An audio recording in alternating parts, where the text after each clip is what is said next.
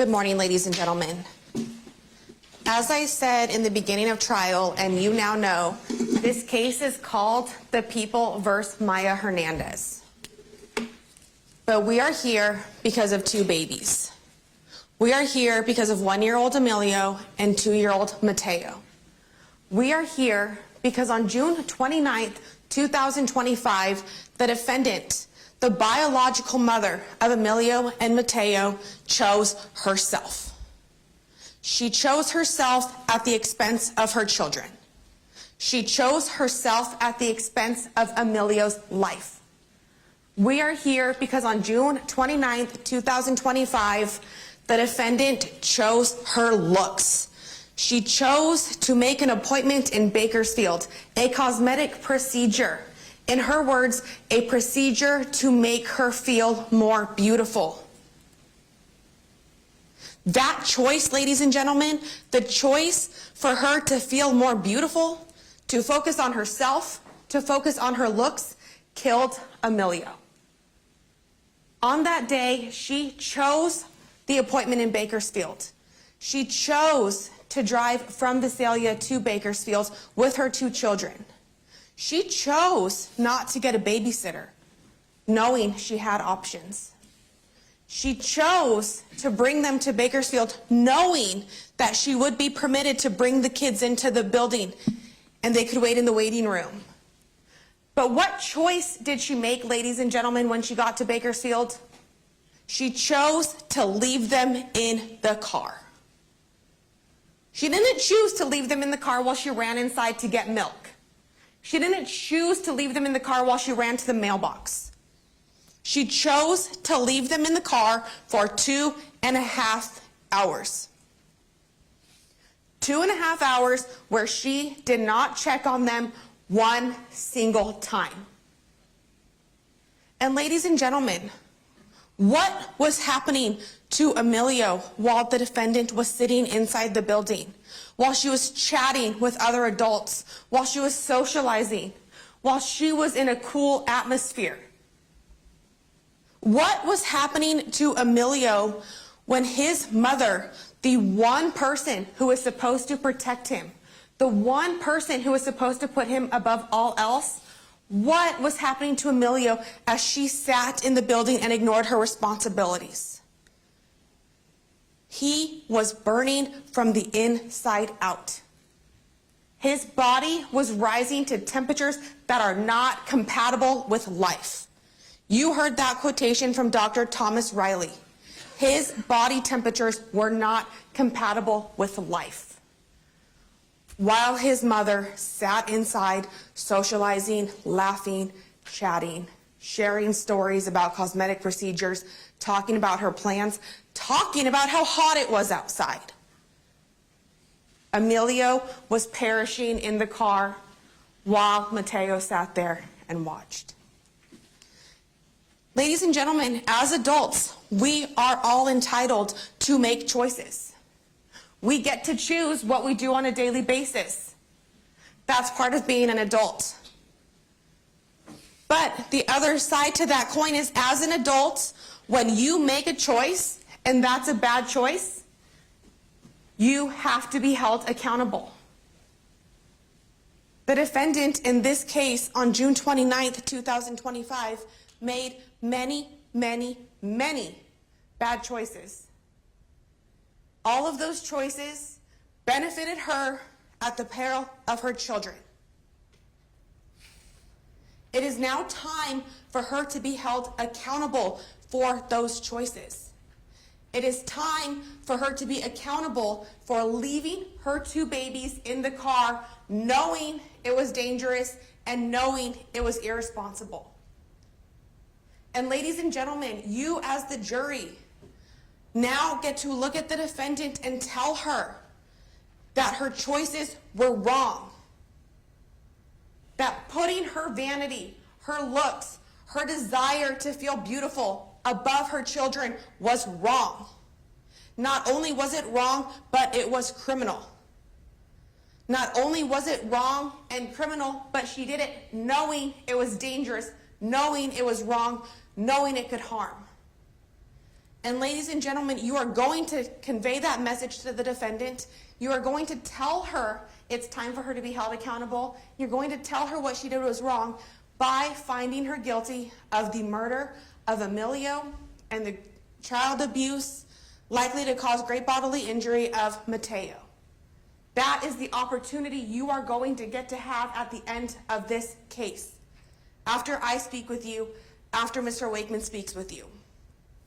But in order for you to make those findings, you need to know the law. You need to know the law and how that law connects with the evidence. So I want to take some time this morning and I want to go through the evidence you have in this case. I'm going to connect that to the law in this case. And at the end of my argument, I will explain to you why the evidence, when mixed with the law, when compared to the law, is going to be sufficient for you to find the defendant guilty beyond a reasonable doubt. And I want to apologize ahead of time. You might have to hear me talking for quite a while this morning. There's going to be a lot I have to say. You might find what I'm saying to be boring at times. You might find what I'm saying or what I'm publishing to you to be redundant at times. And there will be some slides you will see multiple times. But ladies and gentlemen, as you now know, this is an important case. The evidence and the law is important. It is important that when you go into that jury deliberation room, you are fully equipped to make the appropriate decision. And I want to take some time this morning to make sure that you have the tools necessary to make the just verdict in this case. So first you have the information. Count 1, second-degree murder of Emilio. The lesser included, it shows as count 2. It is a lesser included offense. She cannot be found guilty of both. Involuntary manslaughter of Emilio. Count 3, child abuse of Emilio resulting in his death. And count 4, child abuse of Mateo.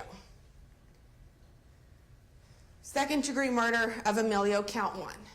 And I'm sure, ladies and gentlemen, you can imagine the bulk of my discussion with you this morning, the bulk of my argument is going to be spent on this very charge.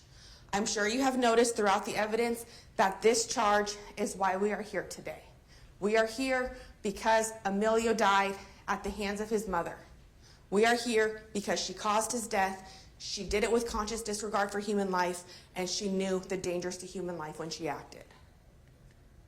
The elements. And again, as I described in opening statements, there are 2 different ways in this case, not in every case, but in this case, there are 2 different ways to get to second-degree murder. First, second-degree murder, implied malice theory. Commission of an act. The second way, which I will discuss in a moment, is second-degree murder, failure to act. First way, commission of an act. Second way, failure to act as a mother. Defendant committed an act that caused the death of Emilio. When the defendant acted, she had a state of mind called malice aforethought. Malice aforethought is defined for you in the instructions. In your instruction for this charge, instruction 520, there's going to be one single sentence that tells you what express malice is. That sentence can be ignored. This is not a case of express malice.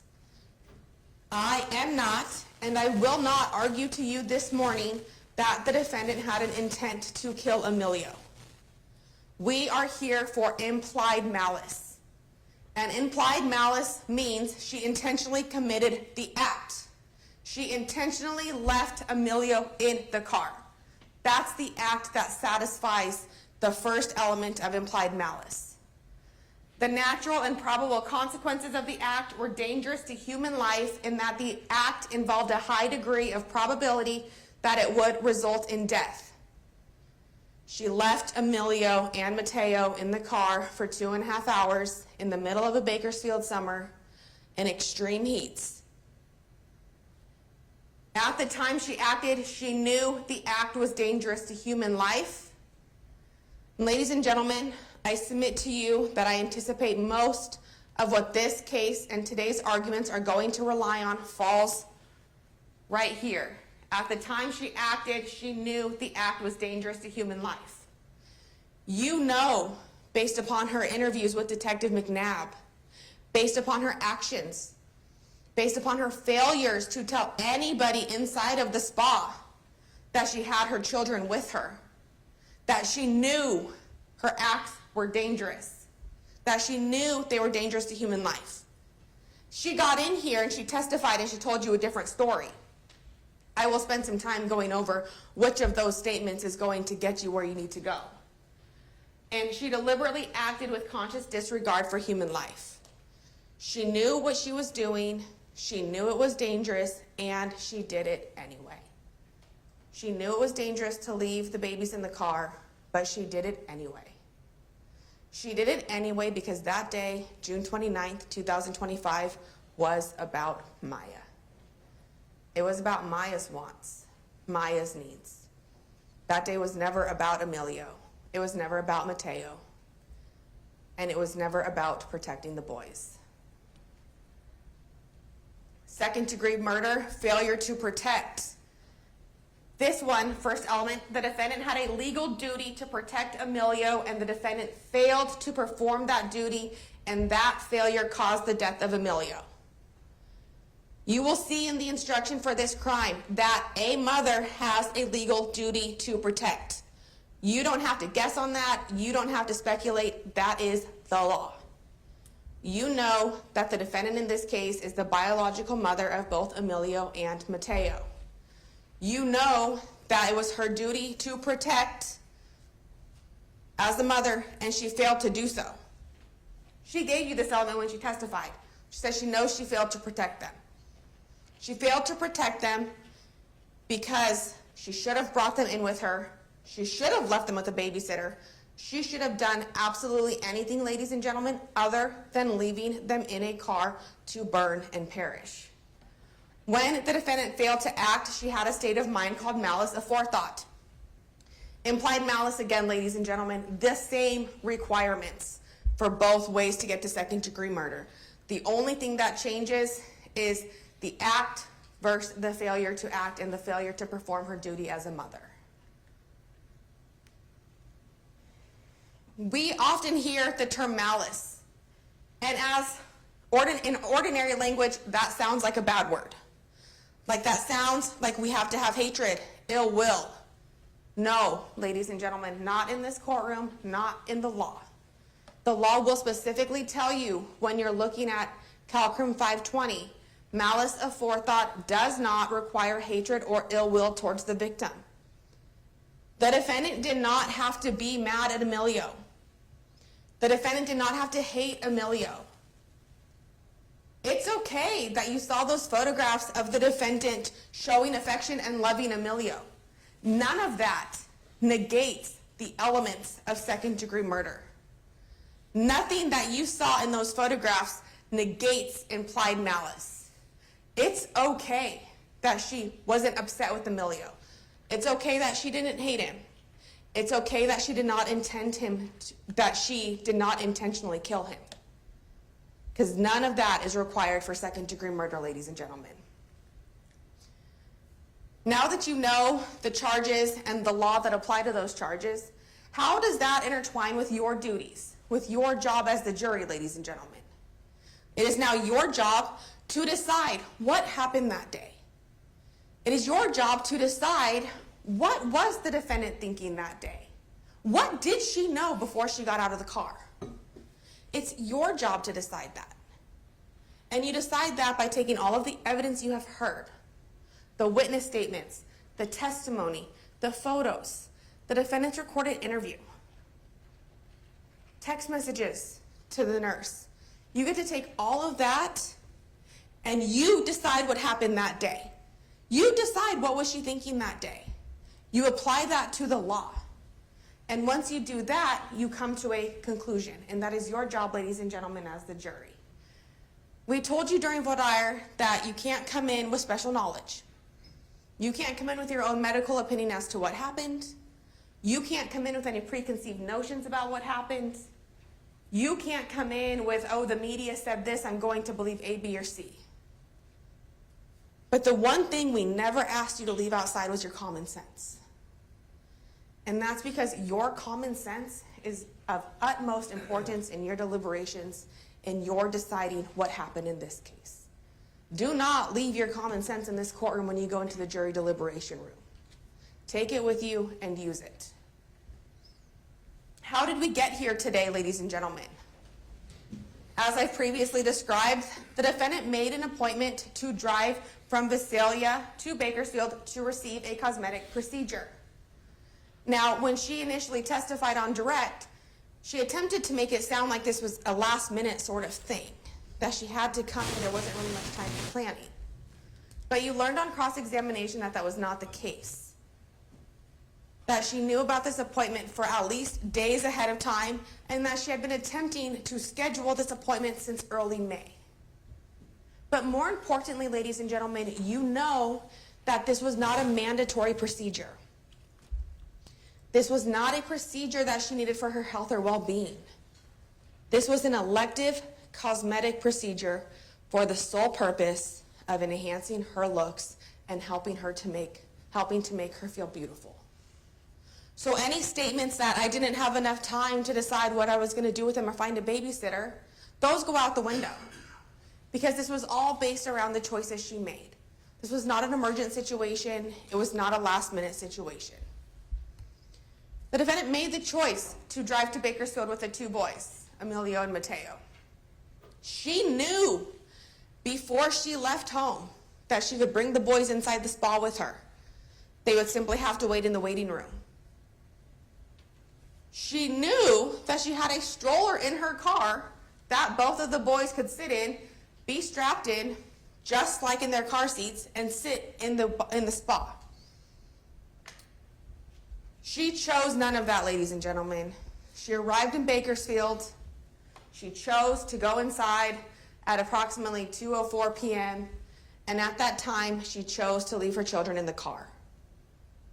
She sat inside that business in the same chair from 2:05 to 4:09 p.m.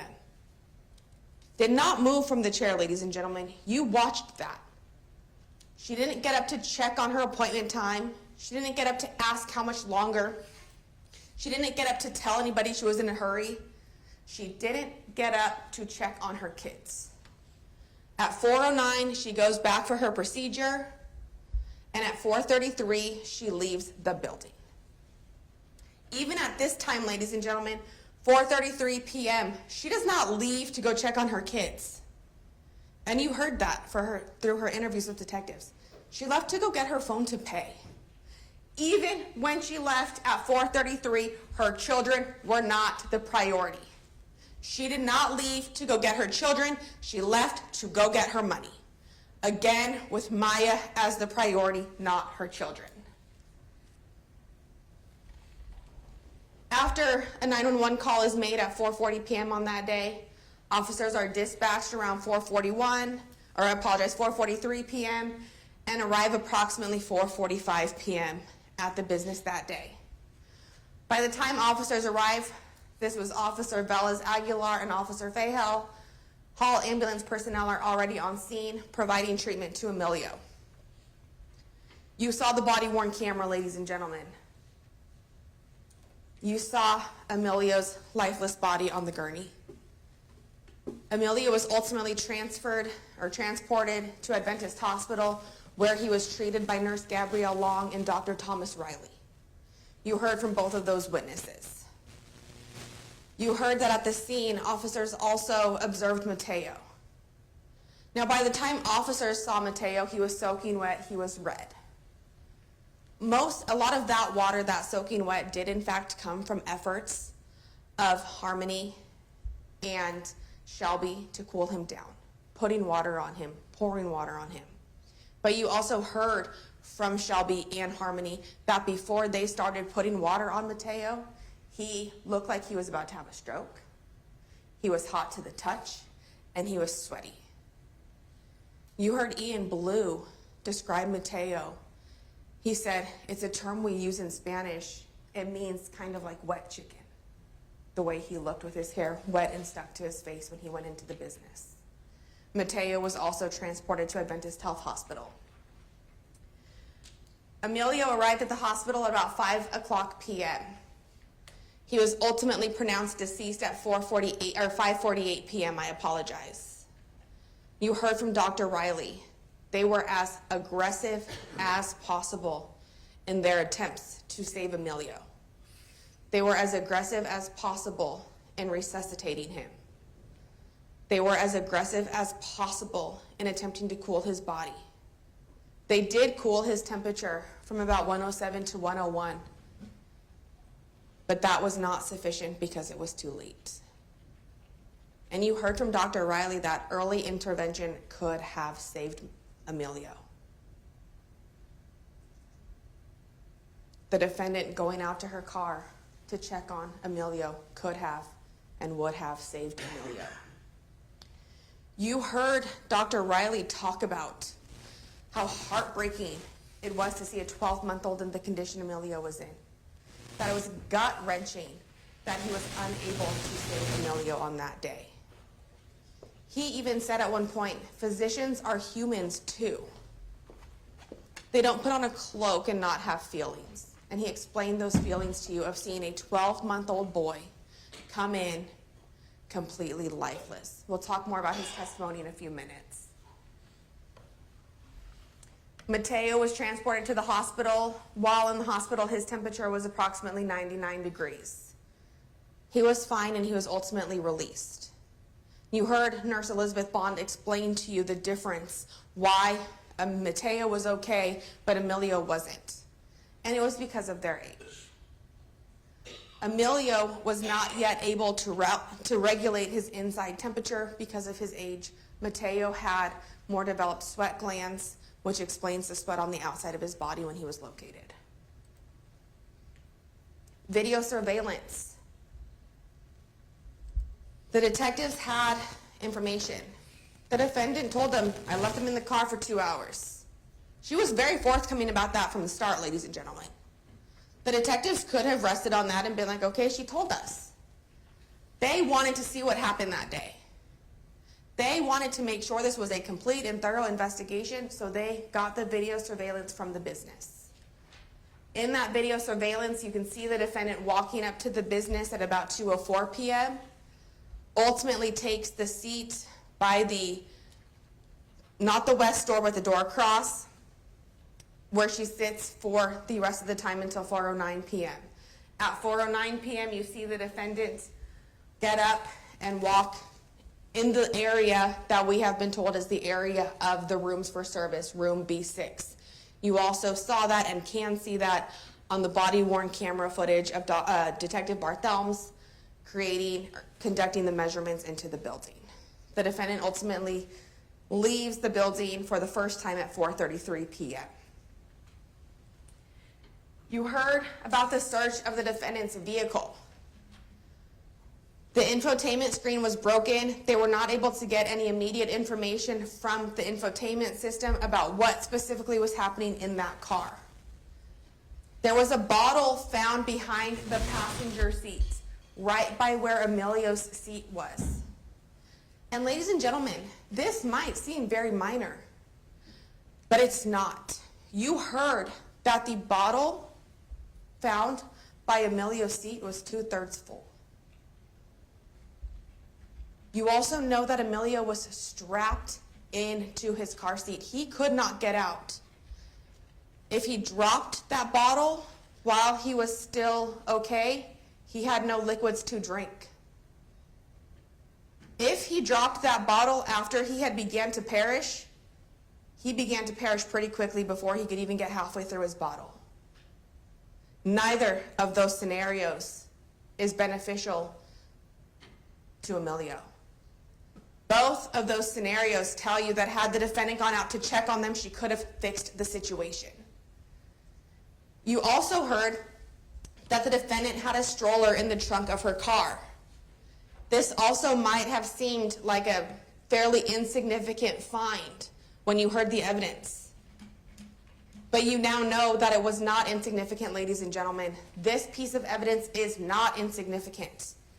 This piece of evidence tells you that the defendant had the means to bring the kids inside with her. She had the means to literally put them the same way they were in the car. Sit each of them in their seat, strap them with the harnesses that you saw in Defense Exhibit 10, hand them the phone, and let them watch TV. Same exact condition they were left in the car. But in the stroller, they would have been inside, out of the elements, not subject to the heat, and we wouldn't be here today. But Amelia would. But the defendant chose not to use the stroller because that would have meant that she had to watch them and control them while inside the business, and that is not what she wanted to do on that day. You heard from witness Shelby Murch that she was a patron that day at the med spa. She was also waiting for her procedure. She was there approximately 30 minutes before the defendant arrived. She told you and she described for you the atmosphere in the waiting room.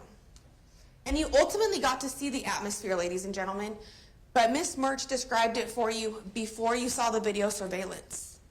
And what you saw in that video surveillance perfectly matched what Ms. Murch told you. It was a friendly, welcoming, lively atmosphere. People were chatting, they were talking, there was another child. While the defendant was in the waiting room, she was bubbly and engaging in conversations with the other patrons. Bubbly and engaging in conversations with the other patrons, she told them that she had 2 little babies. She told them what her plans were for the 4th of July in a few days. What she didn't tell anybody inside of the waiting room was that her 2 little babies were actually there. What she didn't tell anybody in the waiting room was that her 2 little babies were strapped in her car. She testified, "Oh, I didn't tell them because they're strangers and I don't want to tell them about my life." But ladies and gentlemen, this is where you get to use your common sense. You know better. You know that's not why she withheld that information. She was talking to these people about getting things injected into her butt. She was talking to them about her plans. She was talking to them about the fact that she had children. Oh, but the fact that she had them with her was simply too personal? No, ladies and gentlemen. She knew that it was wrong and that it was criminal, and that if they knew, she would have a problem. That's why she didn't tell anybody her kids were with her in the car. After the defendant's procedure, the defendant left the building and went outside. Shortly after, a few minutes later, the defendant came in carrying Emilio. Emilio, who was completely limp, turning colors, his limbs just hanging. She came in and brought Emilio into the nurse's room. Shortly after that, Miss Murch saw Isabel Carrion come in with Mateo. And Shelby described to you how Mateo looked. He was gasping for air, had bubbles coming from his mouth, had peed through his diaper, sweat through his onesie, was holding an empty bottle. You also heard that he looked like he was going to have a stroke, and that when she touched him and held him, he was hot to the touch. And ladies and gentlemen, these characteristics, these observations are of the child that survived. These observations, gasping for air, bubbly mouth, hot to the touch, those are of the child that is okay. Imagine what Emilio was going through. She and Harmony took Mateo into the bathroom where they put water on him, tried to cool him down. They continued their attempts to cool him down when they brought him back out. You actually saw those attempts in the video surveillance where Shelby's holding Mateo and Harmony's patting under his clothes with the wet cloth, trying to cool him down. Then they go and rinse out his dirty milk, rotten milk probably at that time, bottle and fill it with water for him. And Shelby also told you something that was very telling, ladies and gentlemen. While the defendant was in the waiting room, she was approached and asked by another mother, the mother and grandmother combo sitting on the black couch, to watch their child while she went to the bathroom. And the defendant did. This was over an hour before, and you can see it in the video surveillance, over an hour before the defendant went into her procedure. At that time, she knew people in there were staying. They were waiting for their appointments. They were willing to help each other out. She knew she could have asked one of them, hey, if I bring my kids in here, can you watch them for the few minutes I'm in my procedure? She knew there were options. She chose not to take those options because that would have interfered with her break. At some point, another husband, wife, and another child came into the waiting room. You saw that, ladies and gentlemen. It was the man and the young boy that sat just around the corner from the defendant's chair. You also heard from Ian Blue. He went to the location with Shelby that day. They were friends. You heard from both Ian and Shelby that it was so hot outside. Before they went in, they stopped at the gas station to get ice cream. It was a noticeably hot day. You heard from Ian that throughout the time the defendant was in the waiting room, there were probably about 10 people in total that came and went and were waiting. You also saw that when you watched the video surveillance.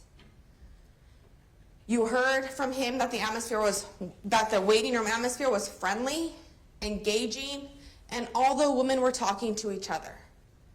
This was not an environment, ladies and gentlemen, that is meant to be serene, calm, quiet. That was not this waiting room. This was the waiting room that would have been conducive to kids. This is a waiting room that was conducive to kids. This was a waiting room that had kids in it and that the defendant knew had kids in it.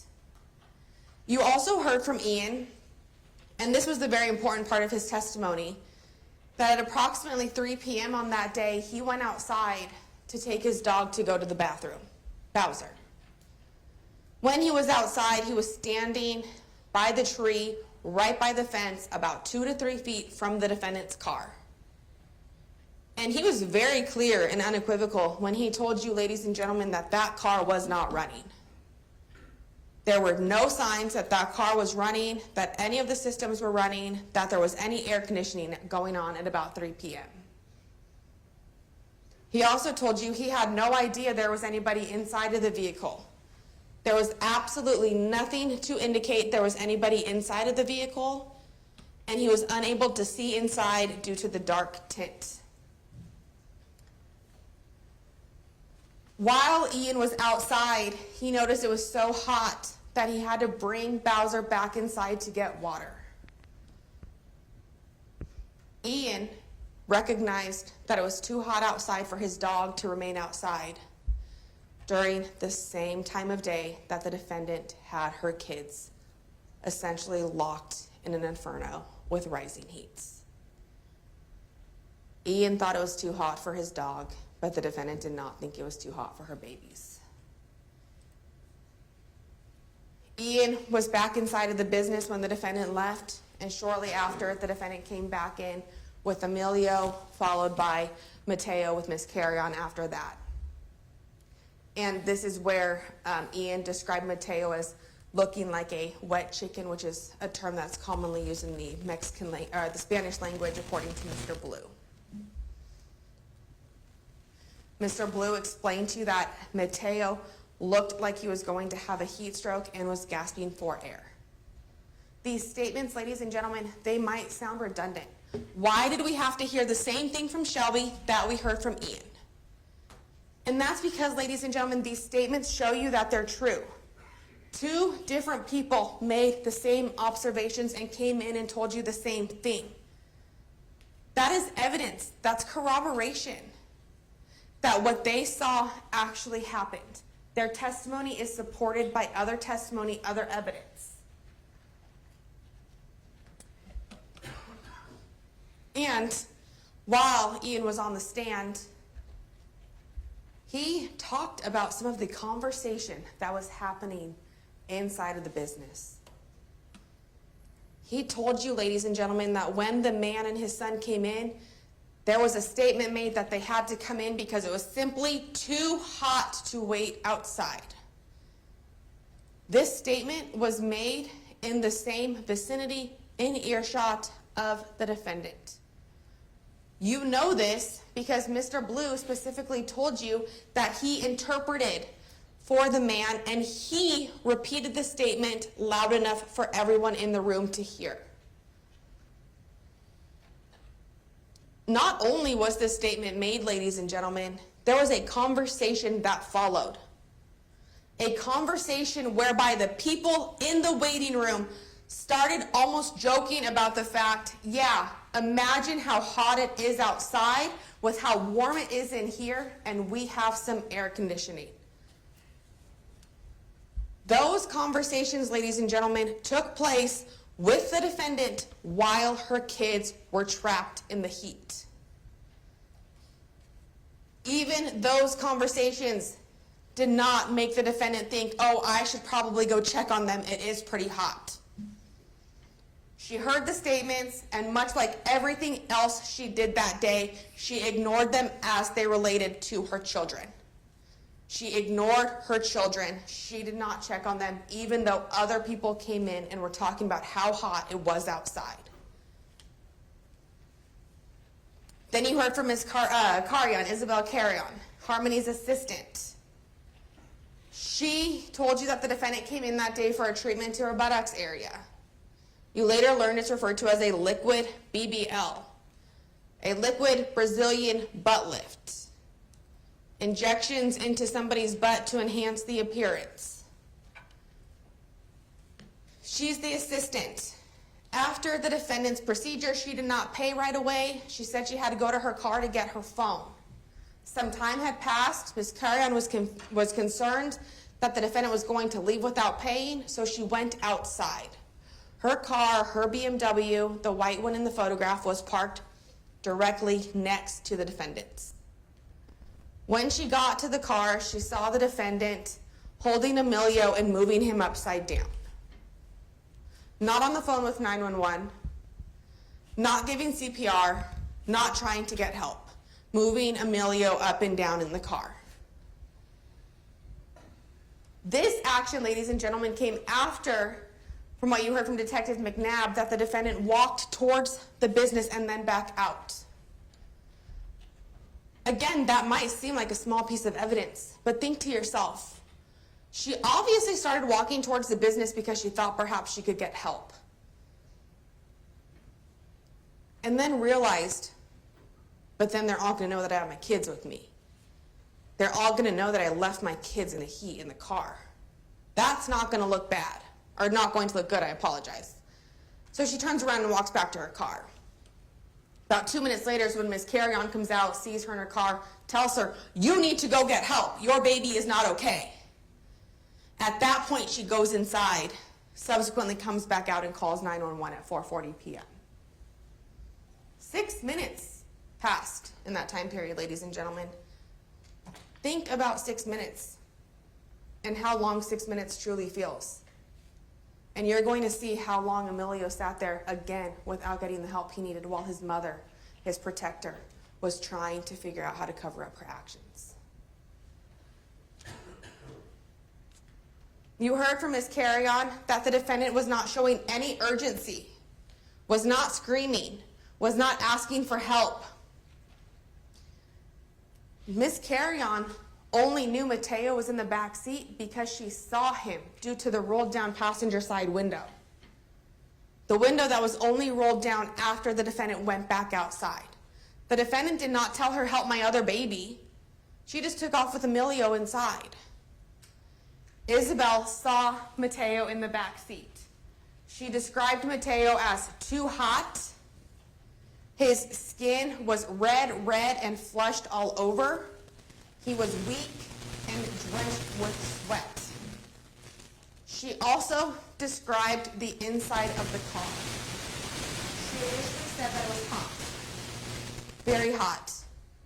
And then she agreed that she had actually told Ian, and I apologize for my language, ladies and gentlemen, but she had told Ian that when she reached her hand in the car to get Mateo, the inside of the car was hot as hell.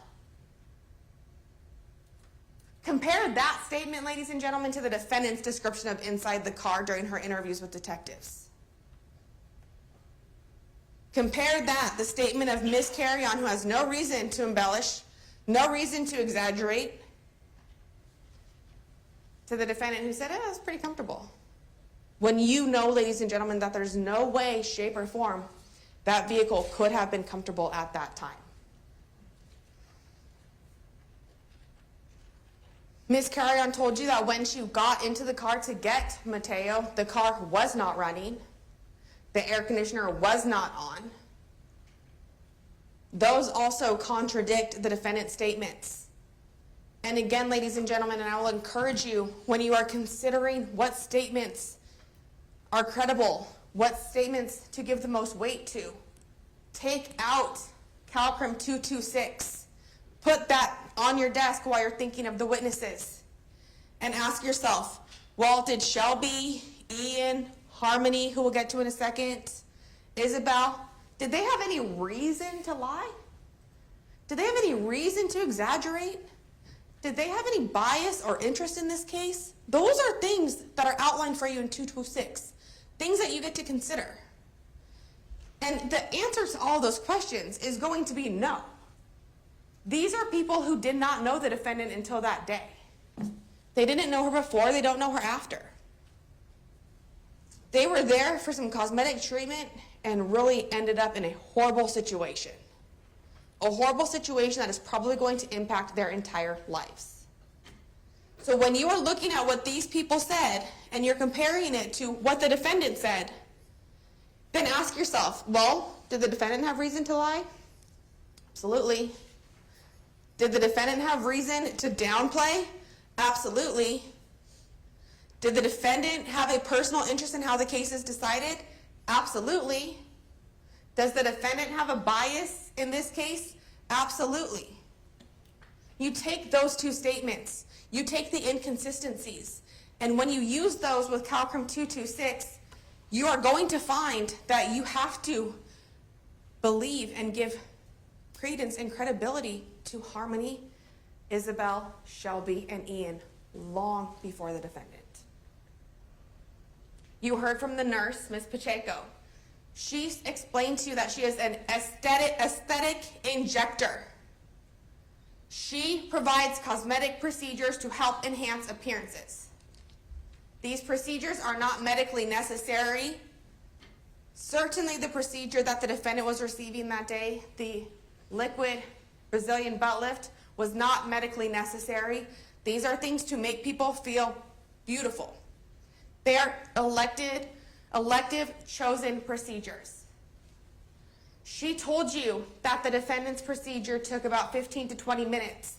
That's consistent with what you saw in the video surveillance.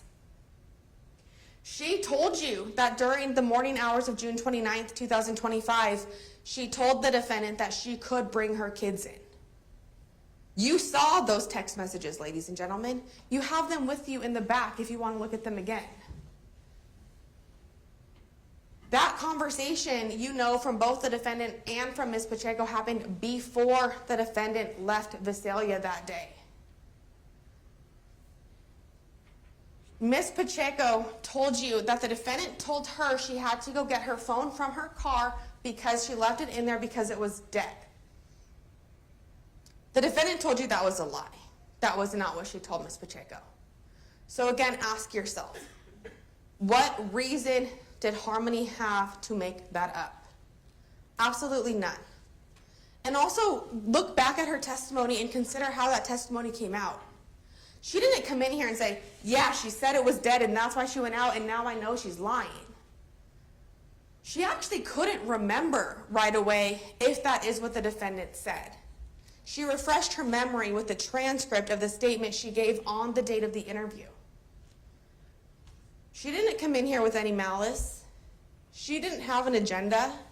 She was just testifying to you what she saw and what she observed on that day. She saw the defendant then come back in with Emilio. Emilio was limp, purple, and foaming at the mouth. Again, common descriptions throughout, ladies and gentlemen. When she saw Emilio, she told the defendant to call an ambulance because it was clear that he was not okay. And shortly after that, she saw Isabel come inside with Mateo.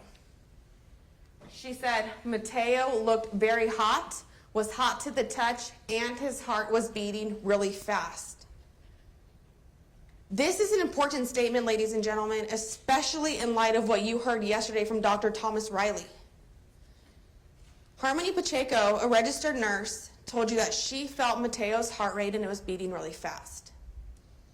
Yesterday, Dr. Thomas Riley testified. He testified in the context of Emilio. He was a doctor for Emilio.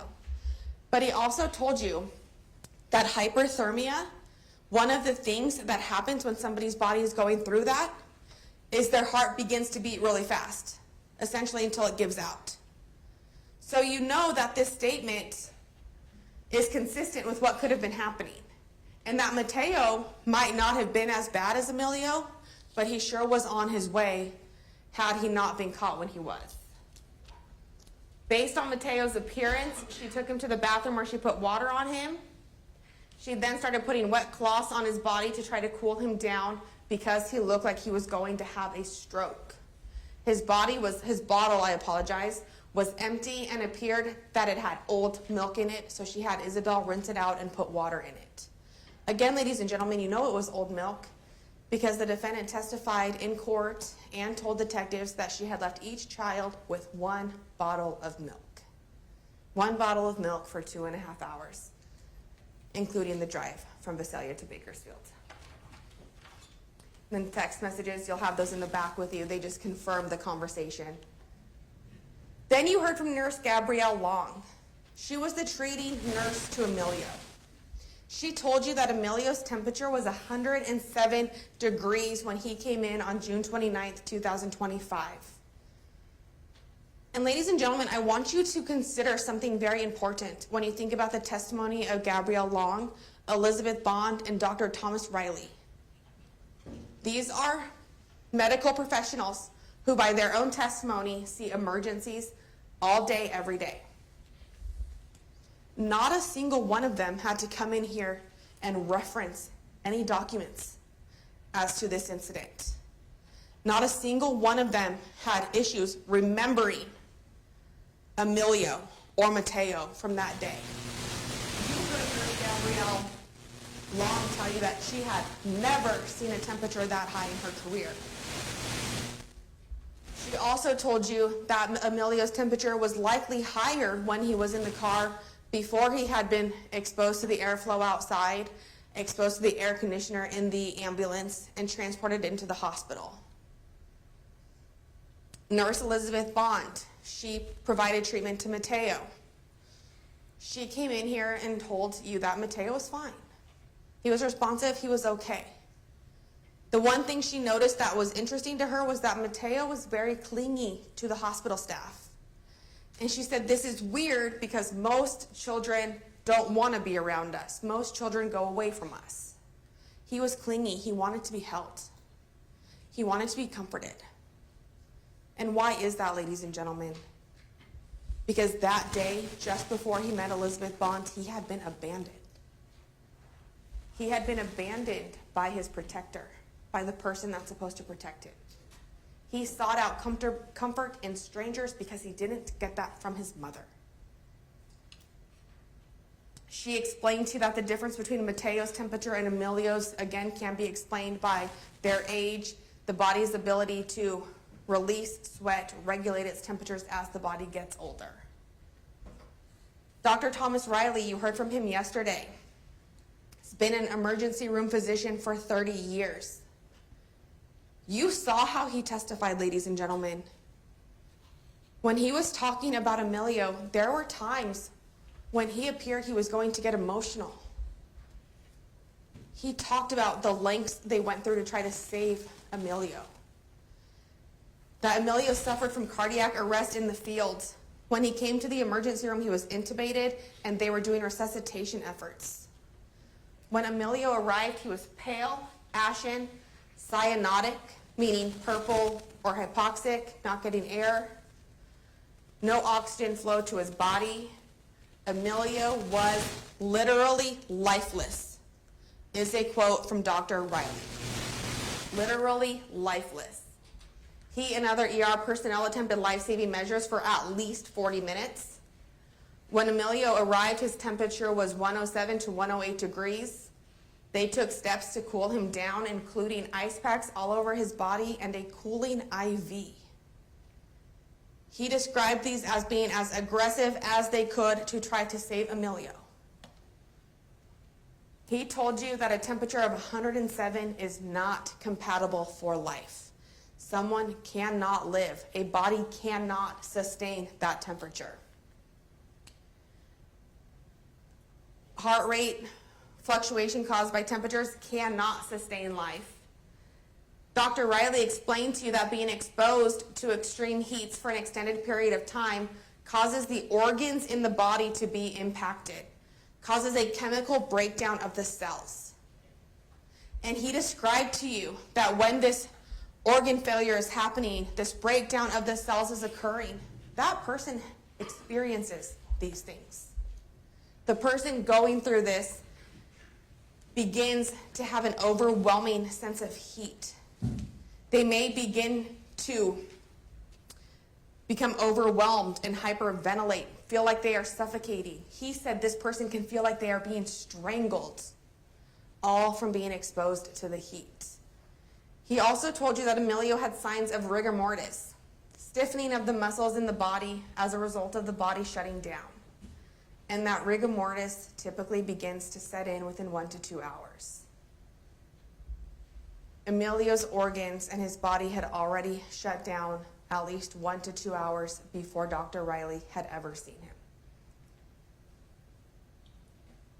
Probably the most important sentence you heard from Dr. Riley: early intervention could have saved his life. Early intervention could have saved his life, ladies and gentlemen. And there's one person in this world that could have gotten him the early intervention. One person that knew he was in the car. One person that had a legal duty to him. One person that was obligated to check on him and get him that early intervention. The defendant, by simply going to check on Emilio, could have prevented all of this. But she, again, chose not to. Early intervention could have saved his life. But the defendant did not allow for that to happen. He told you how heartbreaking it was to see Emilio, how gut-wrenching it was when they could not save him. And then you heard about the recreation. Again, kind of like the video surveillance, detectives wanted to ensure they took steps to make this as thorough as possible. And Detective Barthelmess, well, we don't know what was happening that day. We don't know how it felt inside the car. Let's try to find out. Let's simulate that day as best as we can. So they looked up temperatures. They found a date that had temperatures almost identical, at times identical, to the date of June 29, 2025, and that was July 2nd. They got the car, they ran the car for an appropriate amount of time. They took the defendant's car to 31 South Real Road. They parked the car in the same exact parking spot and made sure to arrive in the parking lot at the same time the defendant arrived. And ladies and gentlemen, it's also important to keep in mind that during this recreation, you were informed, you were told they did the recreation in a light most favorable to the defendant. They took her for her word at what she said she did that day. And they did the recreation as such, which meant they stayed in the car for a little while. They used the same times. They used the same parking space. They ultimately got out of the car at about 2:09, shut the doors, locked everything up, and left the car. They left the car with thermometers that had been appropriately calibrated, thermometers that were working, and body-worn cameras to capture the temperatures inside of the car. You also heard that at 4:08 p.m., Detective Jordan's body-worn camera shut off. Could not record anymore. At 4:16 p.m., Detective Barthelmess's camera, which was on Emilio's seat, shut off at 4:16 p.m.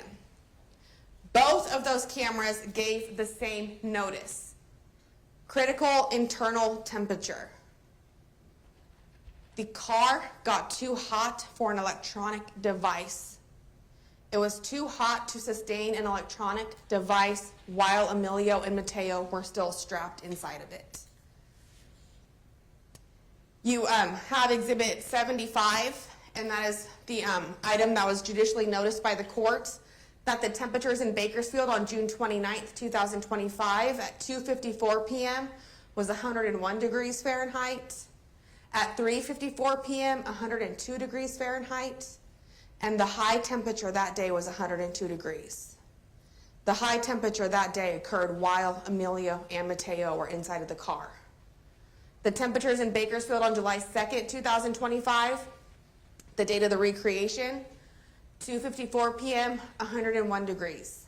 Identical to the date of June 29th, 2025. The temperature at 3:54 p.m. on July 2nd, 2025, 101 degrees. 1 degree cooler, actually, than the date of the actual incident. The high on July 2nd, 2025 was 101 degrees. And again, we just went over this, the steps that the detectives took to make the recreation as identical, as similar to the date and issue. Rolled up the windows, shut the door, left the AC running as the defendant described, and that is a setting 4 out of 7 at 60 degrees. With one air vent in the car, ladies and gentlemen, an air vent that the defendant told you was only in the front of the car. Now, I say they did it as the defendant told them because I anticipate, and you have heard, there is statements from the defendant that she left her air conditioner running, that she left her car on.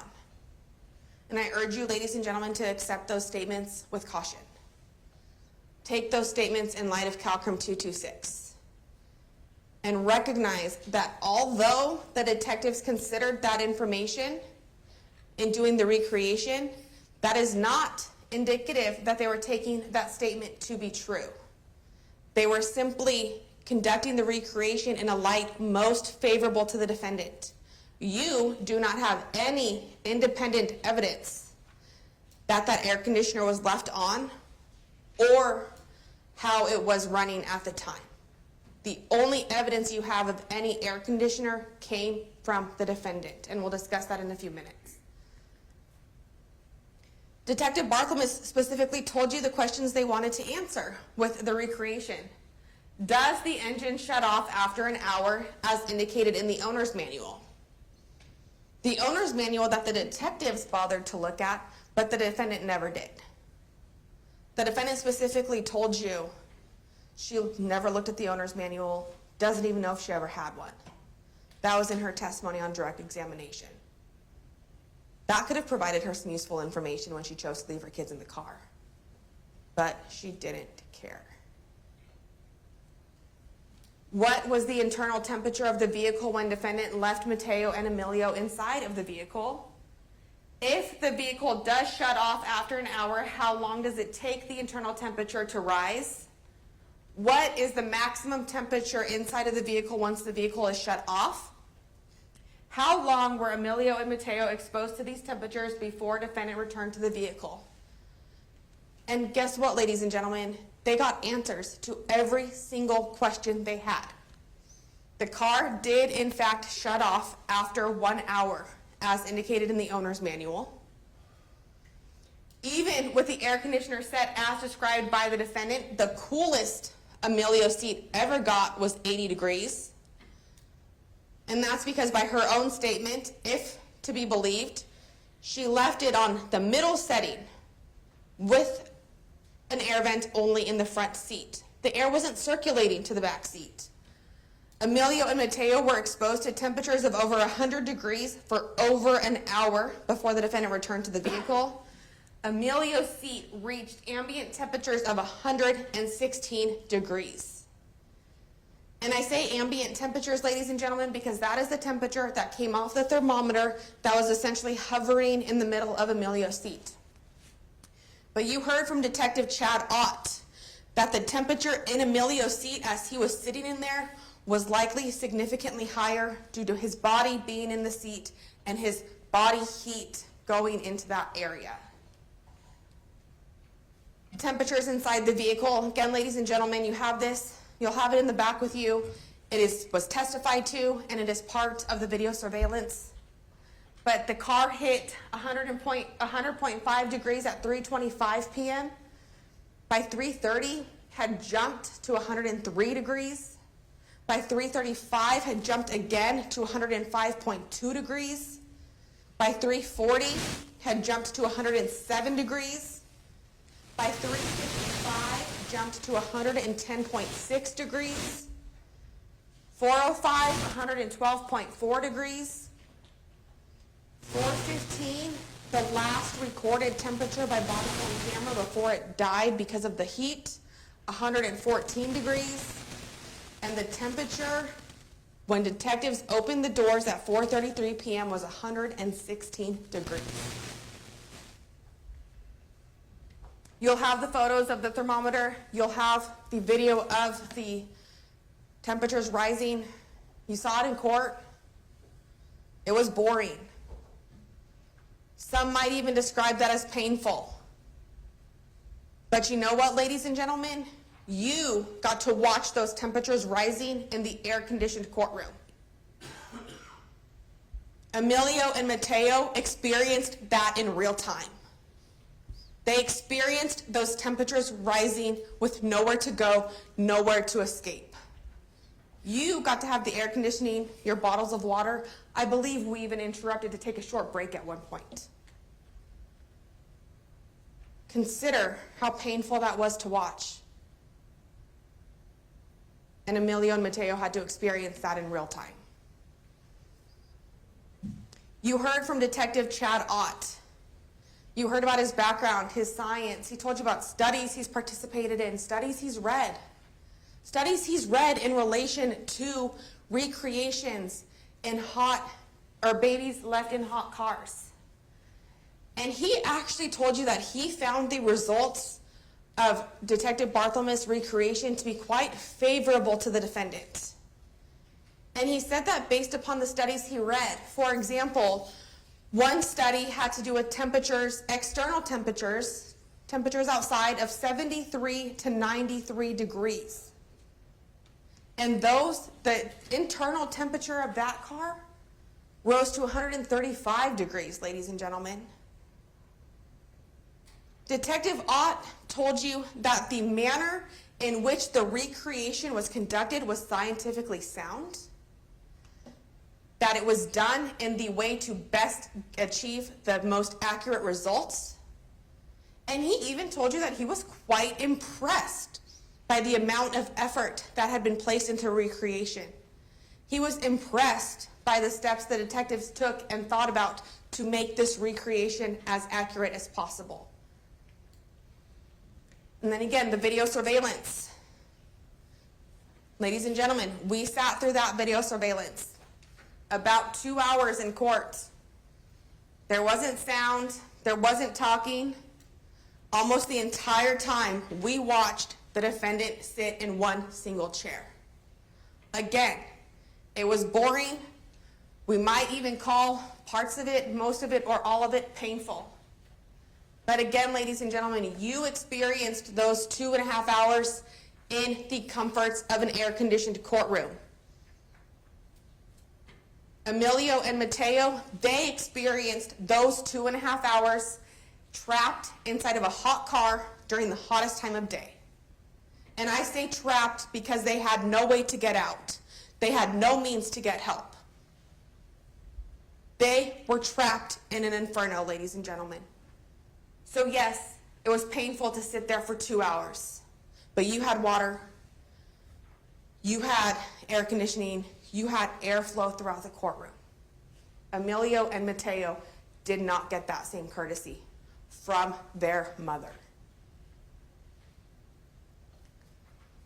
And this is just a kind of a combination of the video surveillance with the recreation, where you can see the defendant sitting inside the business, chit-chatting, engaging, laughing, smiling at different times when her vehicle is 105.2 degrees outside, 107 degrees outside, sitting there, legs crossed, arm on her chin, not a care in the world. Her car with her 2 children is 107 degrees, best case scenario at that time. 108 degrees, still sitting there chatting, not a care in the world. 109.5 degrees, still sitting there, legs crossed, chatting, looking at the other patrons, having a conversation. 110.6 degrees, still sitting in the same chair. Cool. Access to the bathroom, water if she needs it, talking to the other patrons. 111.5 degrees, bent over, engaging in conversation, sitting in the same chair. 112.4 degrees, still just sitting there, chatting, perhaps talking about their BBLs, their 4th of July plans, while her kids are burning in her car. 113 degrees is when she essentially gets up. She doesn't leave. She's gone from that chair. But at this point, she goes back into the treatment room. Down the steps, down a hall, down another hall. Still in the business. When her car's getting up to 114 degrees. She starts walking out at 4:33 p.m. She's walking out of the air-conditioned building while her car is a temperature of 116 degrees. And she's walking out not to go check on the kids, but to go get her phone to pay for her treatment.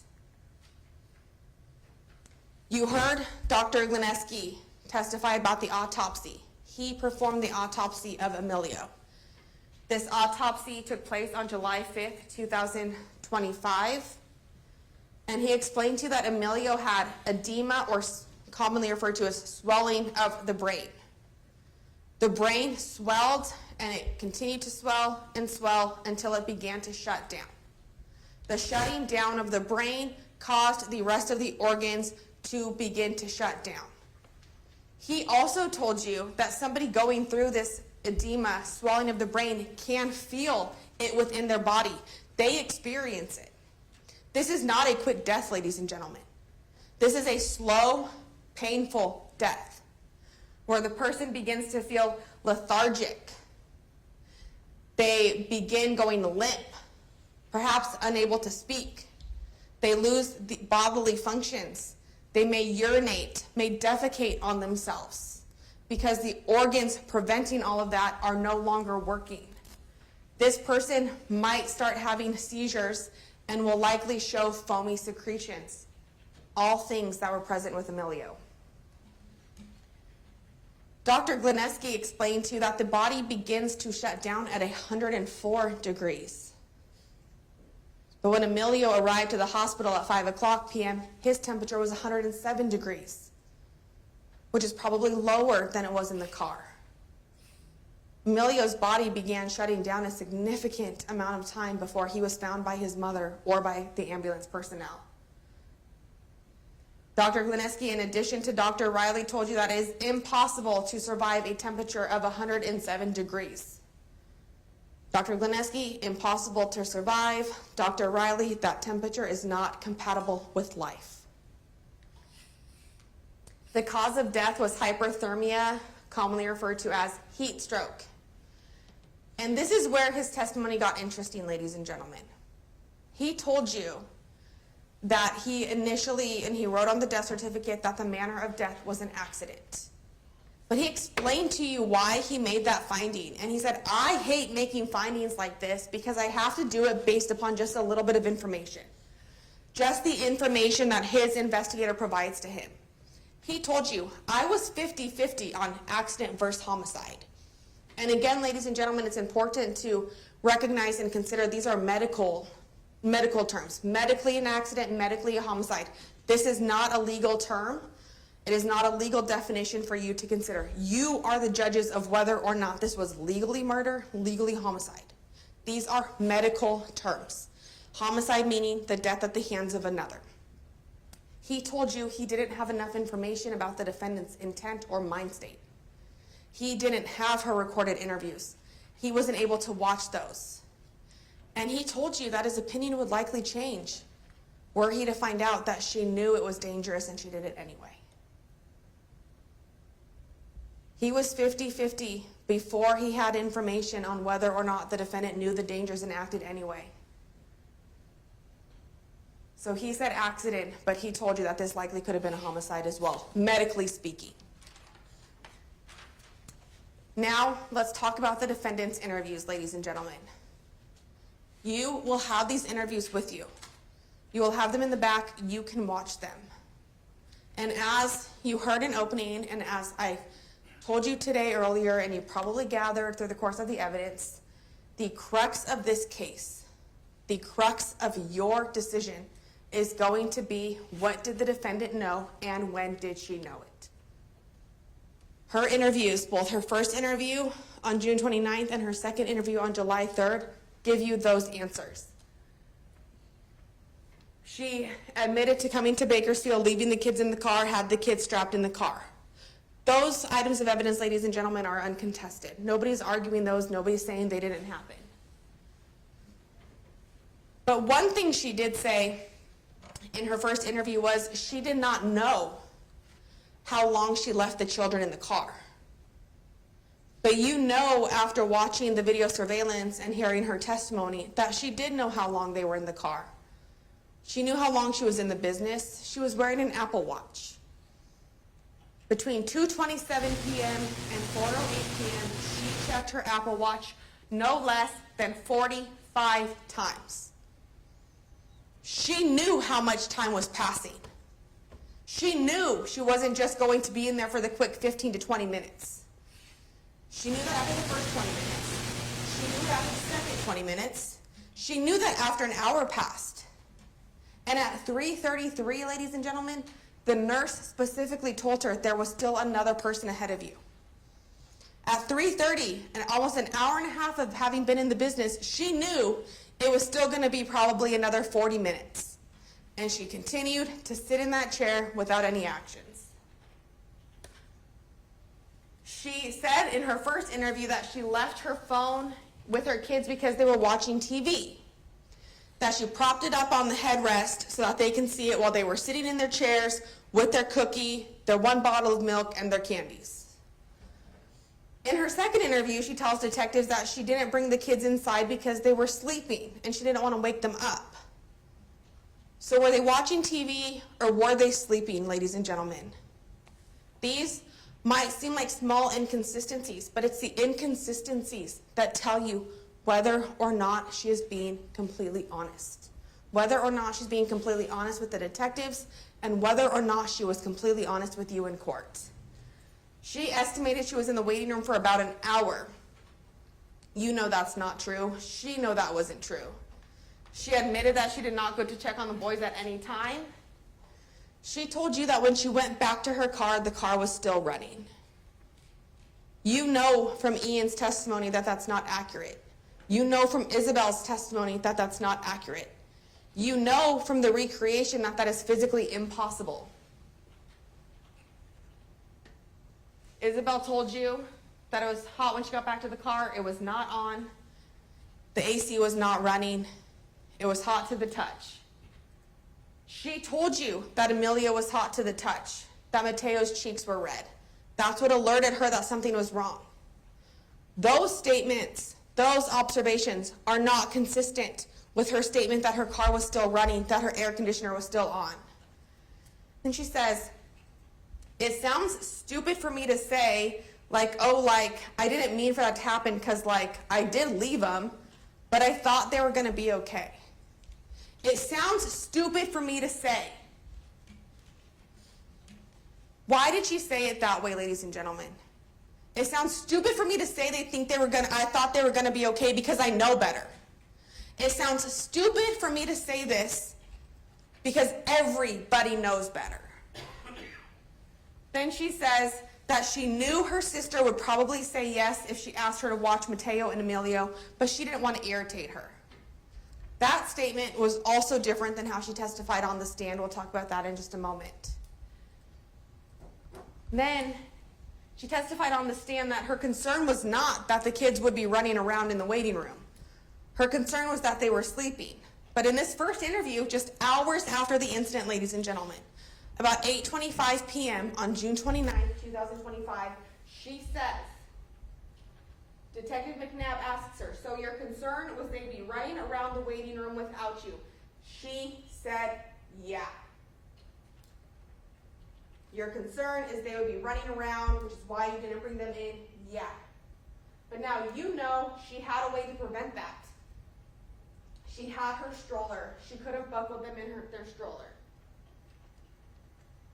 She did not ask about Emilio's condition until 30 to 40 minutes into the interview.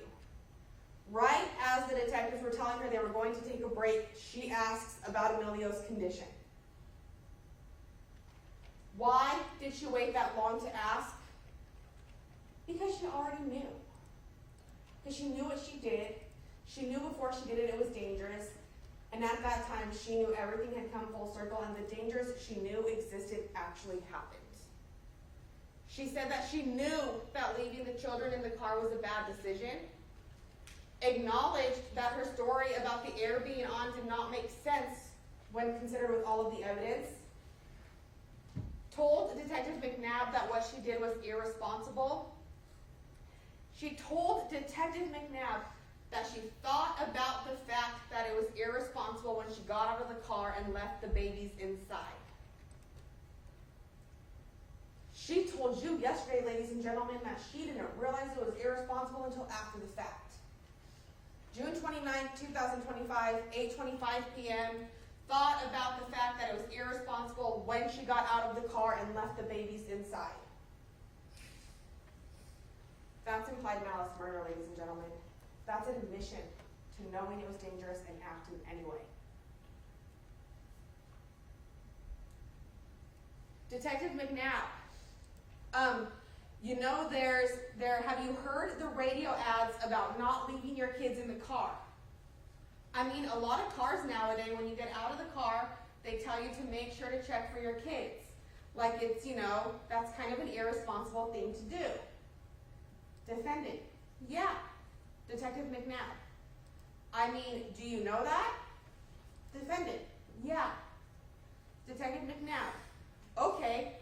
Did you think about that when you were getting out of your car?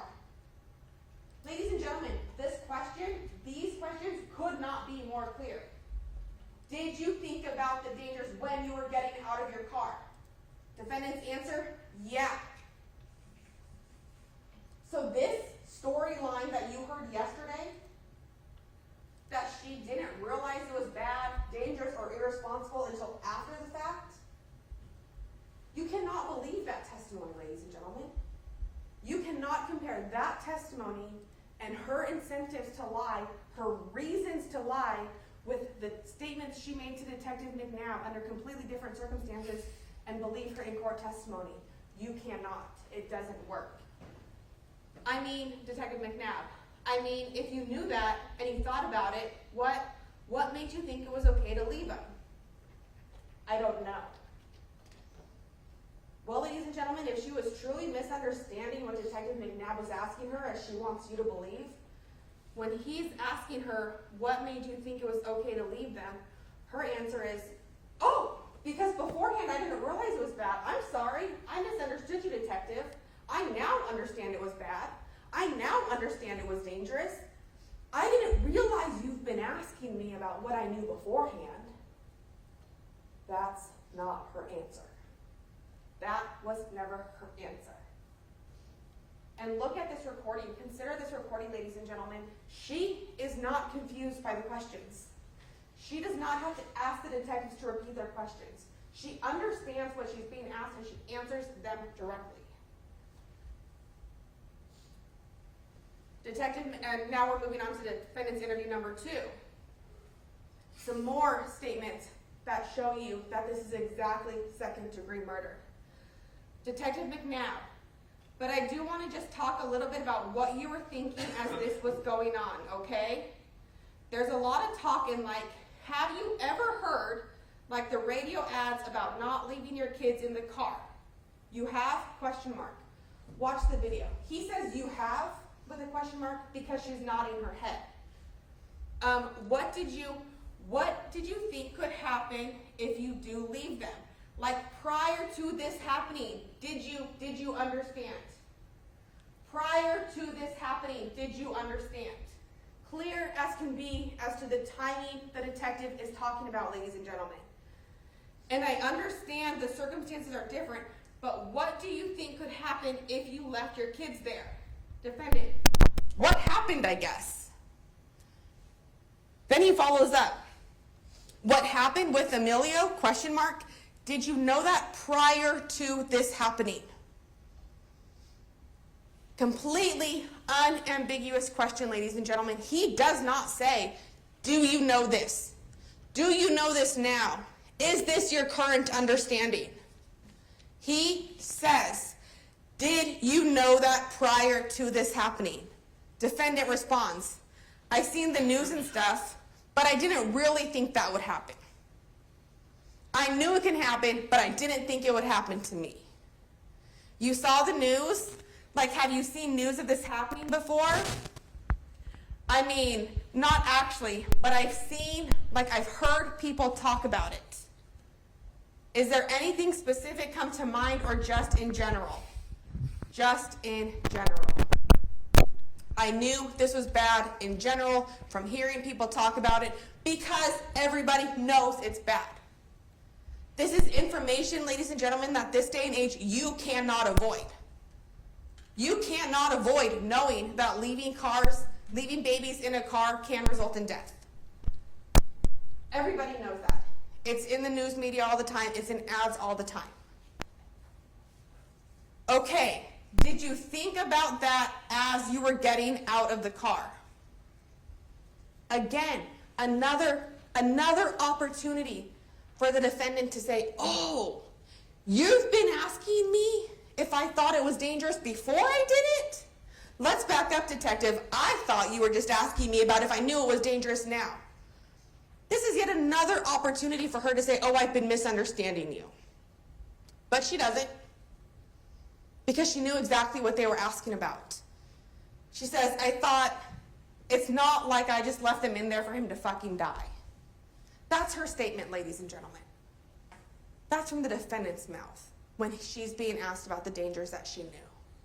After telling detective multiple times that she knew it was dangerous, that she knew what could happen, that she knew that what could happen to Emilio, him dying, could happen if she took her actions. I want to know your thoughts, or what thoughts crossed your mind. You said it was irresponsible. Defendant, yeah. Detective McNabb. And I don't think anybody, that's cut off, I apologize. And then defendant, but they were sleeping. I didn't want to wake them up either. I didn't want to wake them up either. What does that one word, ladies and gentlemen? I didn't want to wake them up either. I thought about the options. I thought about the potential consequences. But I also didn't want to wake them up. So I let them continue to sleep, if they were sleeping to begin with. But I didn't want to wake them up either. One word, ladies and gentlemen, can tell you almost everything you need to know. She thought about the consequences, she thought about her choices, and she chose the choice that most benefited herself. It was a lot of time in the hot car, and obviously I don't want to beat around the bush here. Obviously, you know damage can happen from that. Defendant, and in the video, she nods her head up and down. Then you have the phone call with Rosenda Gutierrez, the father to Emilio Mateo, that defendant testified about yesterday. You know you did was wrong, don't you? Obviously. Rosendo, huh? Defendant, obviously, I'm not an idiot. She's not an idiot, ladies and gentlemen. You heard Dr. Masako tell you yesterday she's not an idiot. Very average IQ, much like most of us in this courtroom. I'm not an idiot. Of course I knew it was wrong because I'm not an idiot. Only an idiot wouldn't know that you can't leave your kids in the car in the heat. That's what this says. I'm not an idiot. Obviously, I know it was dangerous. Obviously, I knew that. And again, we touched on this earlier. I'm going to go into the defendant's court testimony in just a moment. As I discussed with you the statements made by the defendant, as you consider the defendant's testimony while you're in the back, consider CalCrim 226. That is the instruction that the law tells you the factors you can use in evaluating and judging a witness's testimony. And this is important, ladies and gentlemen. When the defendant decides to take the stand, she is to be given the same weight as every other witness. She does not get extra points because she didn't have to testify. She does not get extra points because she is the defendant. Once she takes that oath, she is a witness the same as anybody else. And ladies and gentlemen, you have heard about the presumption of innocence. The defendant is presumed to be innocent. She is not presumed to be honest. She is not presumed to be trustworthy. So when you consider her testimony, consider these factors. Did the witness understand the questions and answer them directly? You heard multiple times during cross-examination where I asked her a question, she answered initially and then added extra to the end. She understood the question, but she wanted to make sure she got her version of the answer out. Was the witness's testimony influenced by a factor such as bias or prejudice, a personal relationship with someone involved in the case, or a personal interest in how the case is decided? Ladies and gentlemen, the defendant, the witness you saw yesterday, the witness Maya Hernandez, is the only witness you heard from in this case that has a personal interest in how this case is decided. She's the only witness that has bias. She's the only witness that has reason to be untruthful. Next, did the witness make a statement in the past that is consistent or inconsistent with her testimony? This kind of goes hand in hand with the factor above. Was she inconsistent in the past? Yes. What does that tell you? That tells you that maybe she's not being honest with you. That tells you that maybe those biases, maybe her interest in how the case is decided is sneaking through from that stand. Those inconsistencies, different statements when she's testifying than what she said to Detective McNabb, those show you that she's not being honest with you, ladies and gentlemen. How reasonable is her testimony when you consider all of the evidence in this case? The thing with her testimony, ladies and gentlemen, is you can consider how unreasonable it is by only considering it against two other pieces of evidence. You can take her testimony in court and simply compare it to her two recorded interviews and know right off the bat exactly how unreasonable it is. But then when you start adding all the other evidence into the case, it blows her testimony out of the water. When you consider everything, including her own prior statements, you're going to see that her in-court testimony was not reasonable. Did other evidence prove or disprove a fact about which the witness testified? Absolutely, including her own statements. Welcome back, ladies and gentlemen. Before we left, we were beginning to speak about the defendant's testimony in court, and I just want to remind you that CalCrim 226, which will be in your packet of instructions, is going to be very helpful to you in how you decide to evaluate the defendant's testimony in court.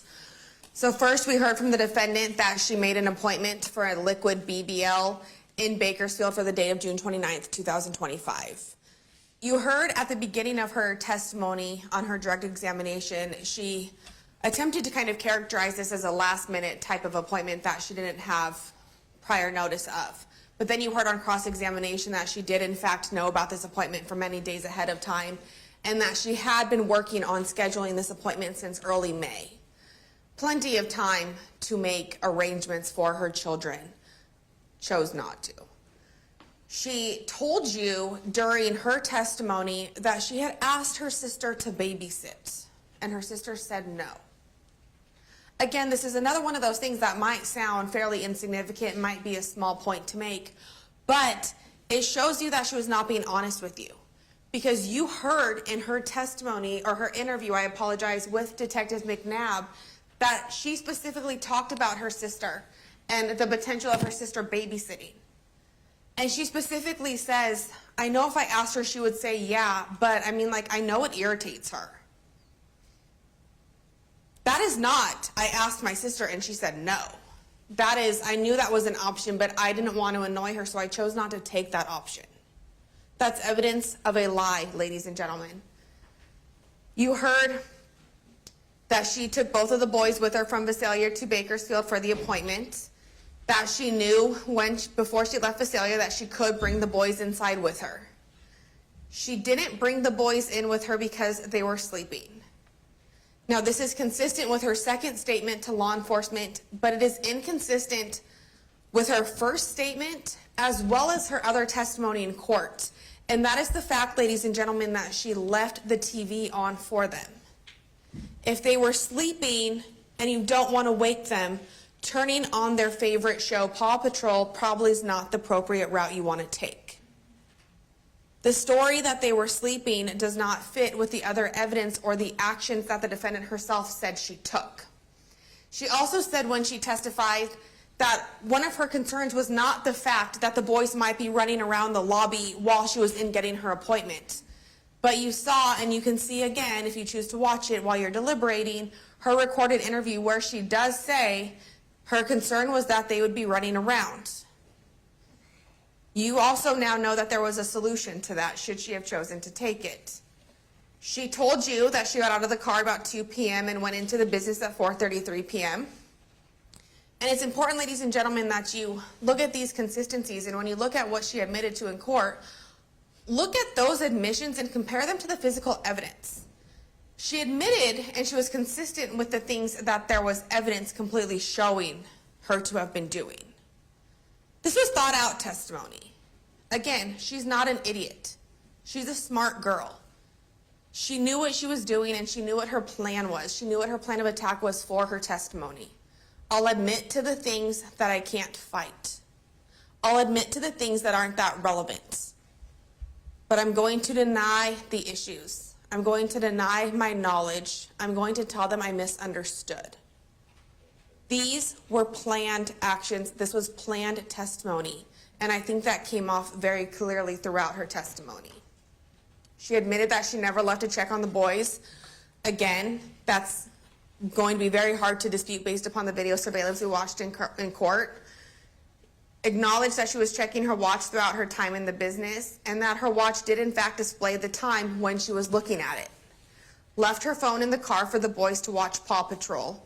And again, didn't bring the boys in because they were sleeping. This is not consistent with watching Paw Patrol, leaving candies and cookies with the boys. And also, she admitted to leaving the boys with 1 bottle of milk each, no water. She said that she thought the air conditioner would stay on while she was in the business.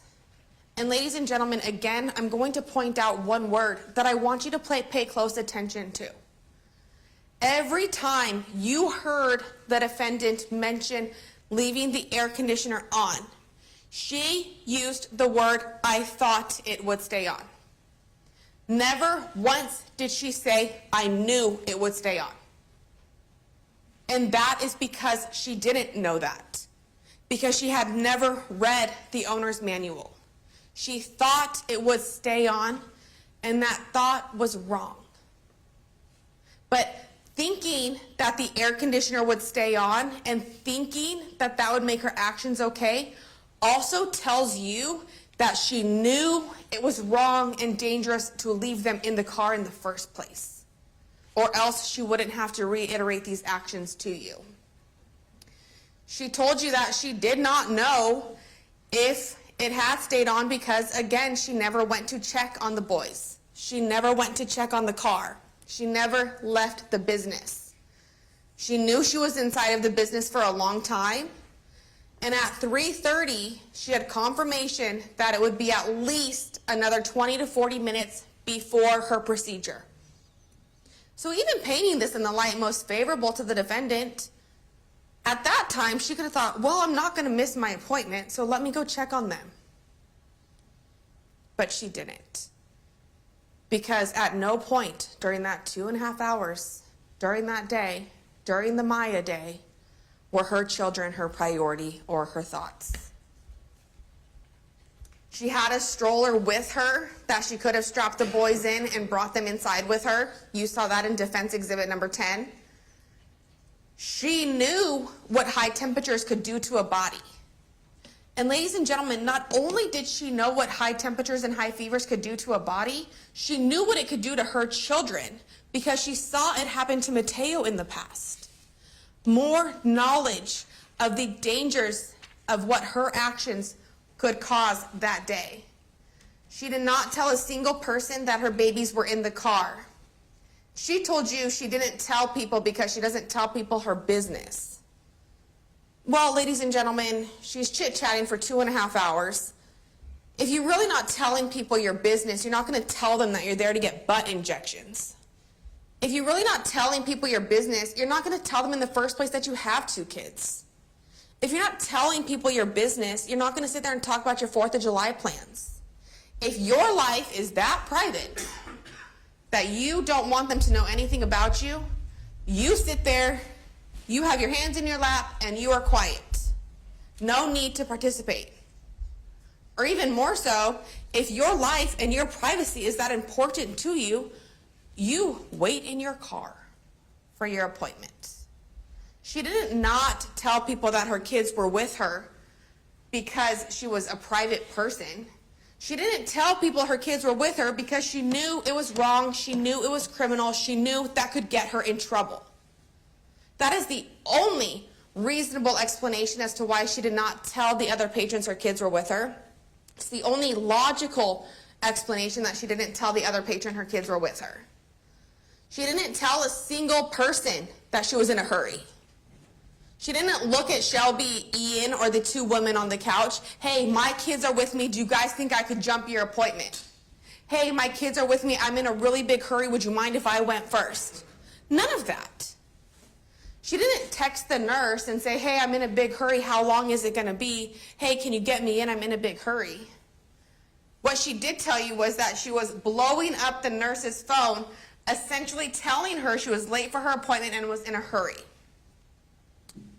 This was a convenient line for the defendant to use until she learned that I had the text messages, that I had the entire conversation between her and Harmony that day, that I knew, and I could point out to you, the jury, that she did not mention one single time being in a hurry. The closest she got to that was asking at 1:59 if her appointment was still on, and then stating that her appointment was supposed to be at 1:30. Instead, at 1:11 p.m., she sent, or I apologize, 1:10 p.m., she sends a picture of the building asking if she's in the right place. 1:11 p.m., Harmony responds, yes, hon, go ahead and wait in your car till the time. We're a little backed up, my apologies. 1:12, okay. 1:34, do I go in now? 1:54, again, defendant reaches out, hey girl. 1:59, is my appointment still on? 2:02, yes girl, come in for paperwork. 2:03, is it the room I just took a picture of under the 31? That's defendant. 2:04, Harmony, let me see. 2:47 p.m., I'm in here, I signed the paper, but my appointment was at 1:30. This statement, ladies and gentlemen, does not say, I need to go right now. This does not say I'm in a hurry. This does not say how many people are ahead of me. This does not say, hey, Harmony, my kids are in the car. Can you speed this up? Can you get me in? Just simply says, I'm in here. I signed the paper, but my appointment was at 1:30. 3:11 p.m. Harmony says, hey, hon, what are you planning to get done? You just gave a deposit. I apologize for those typos.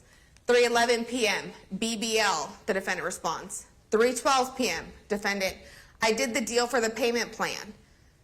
$350. Okay, for $350 or $315, defendant Harmony says, okay, the $350 for $600 question mark.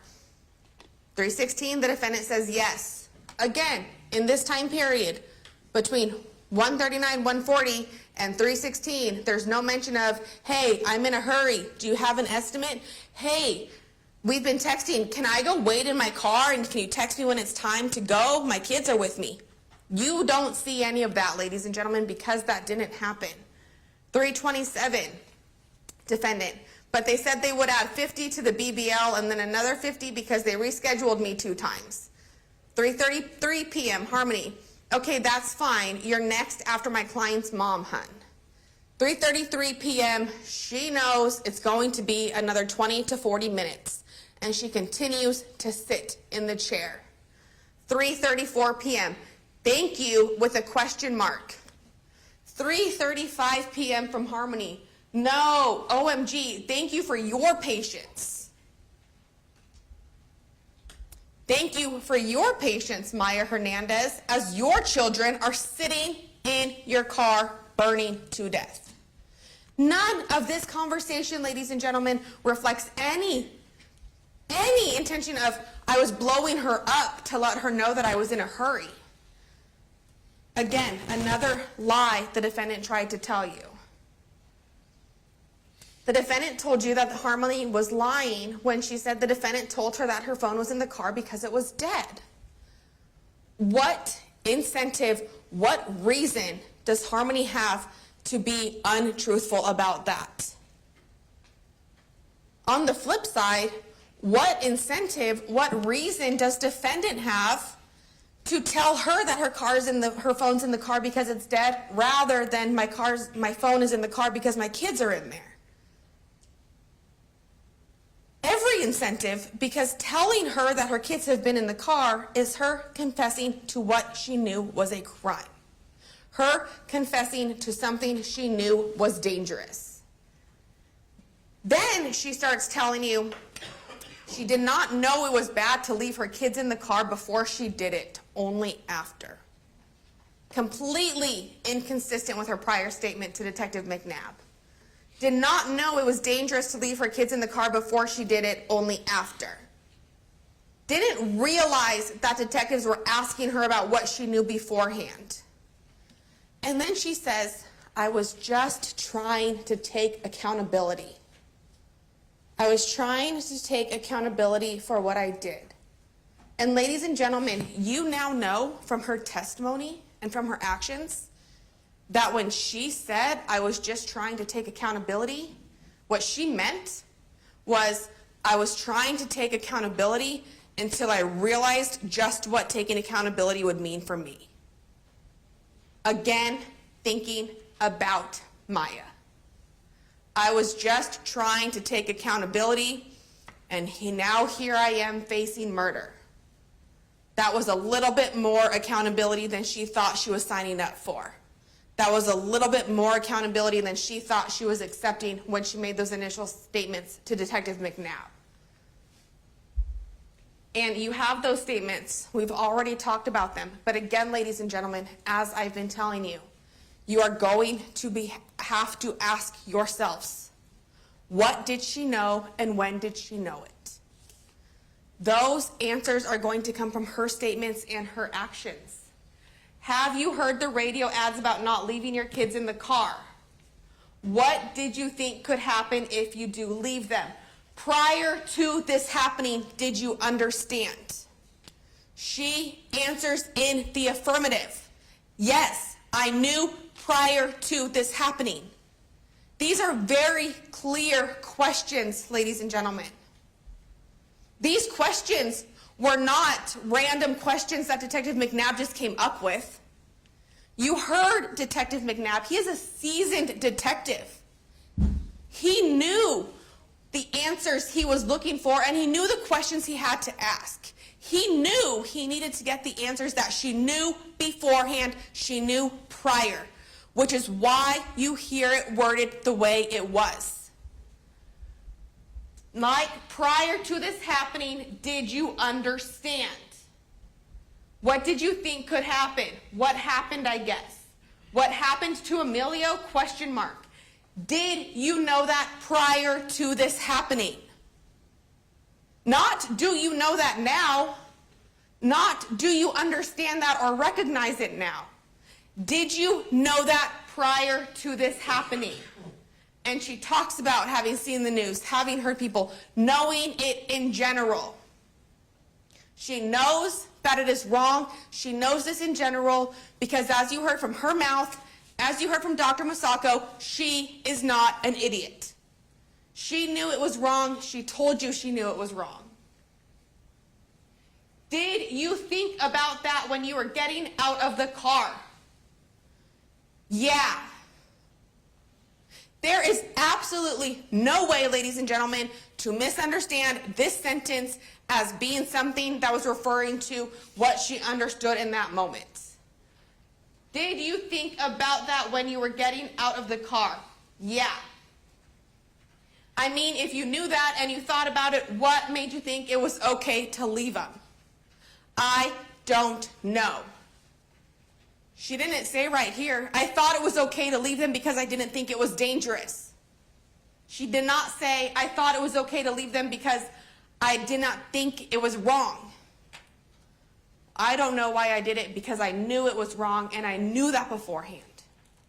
The questions were clear, the answers were clear. And these, ladies and gentlemen, are the answers that you need to make your decision during your deliberations.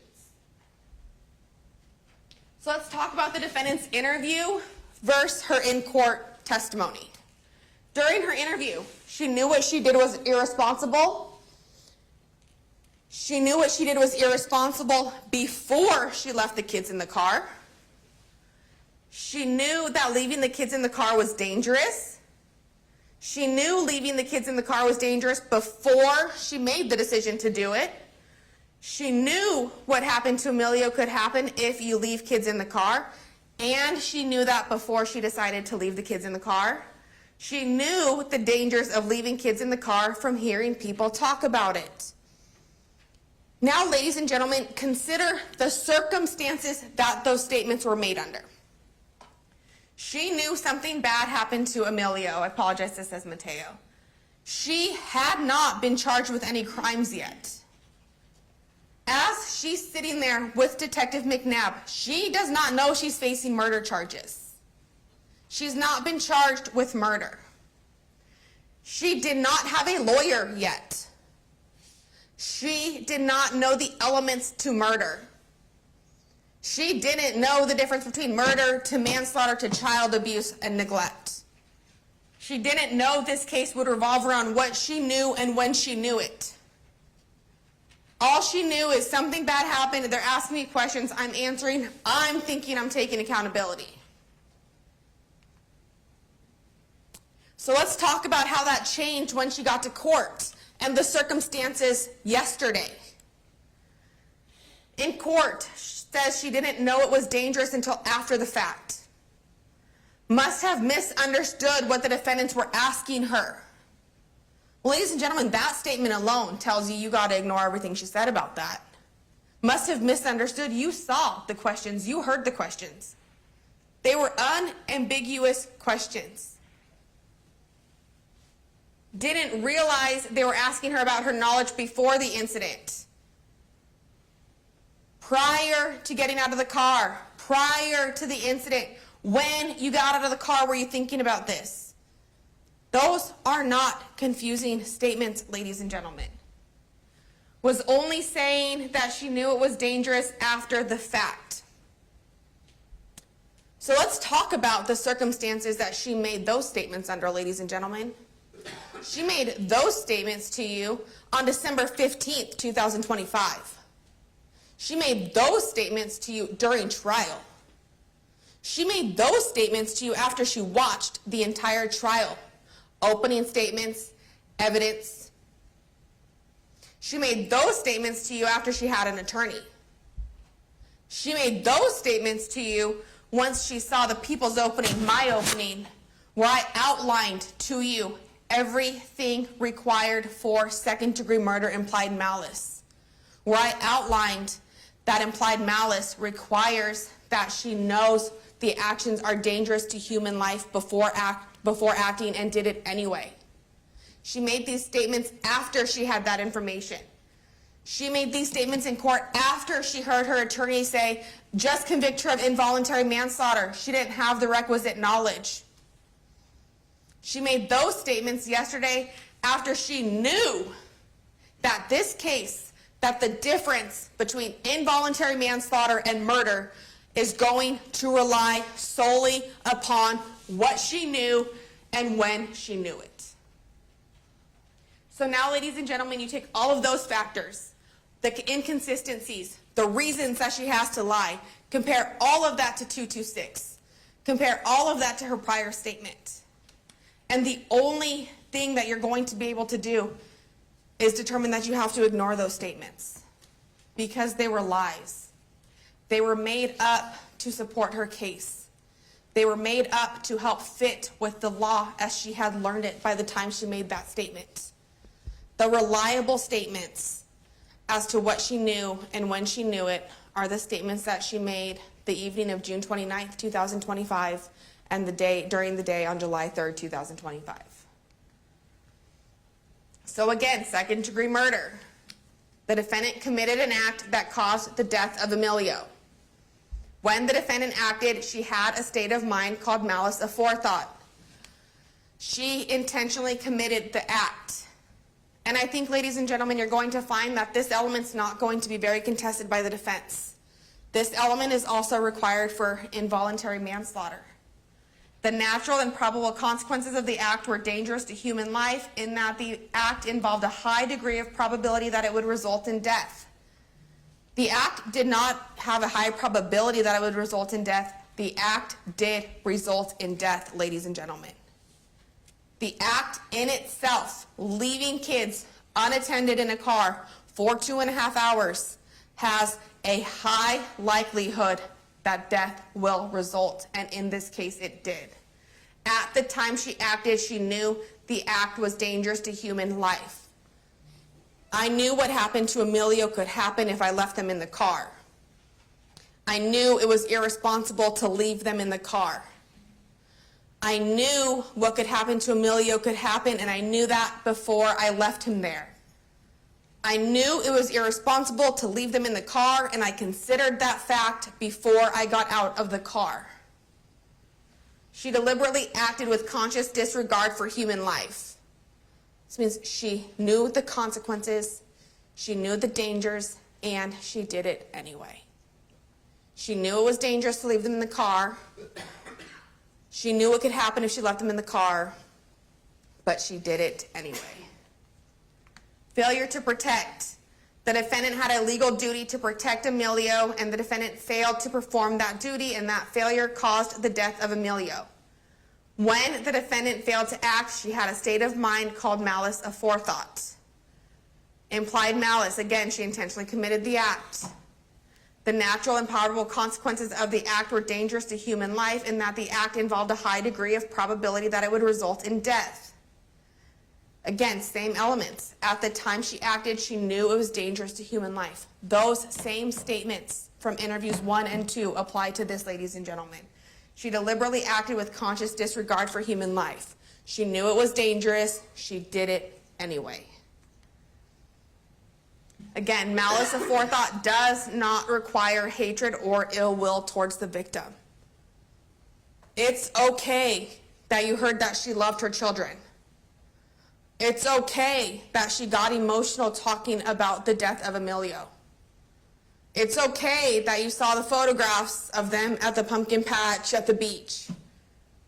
She doesn't have to have ill will. She does not have to want Emilio to die. That is not a requirement for implied malice second-degree murder. Involuntary manslaughter. Again, the defendant committed a crime or a lawful act in an unlawful manner.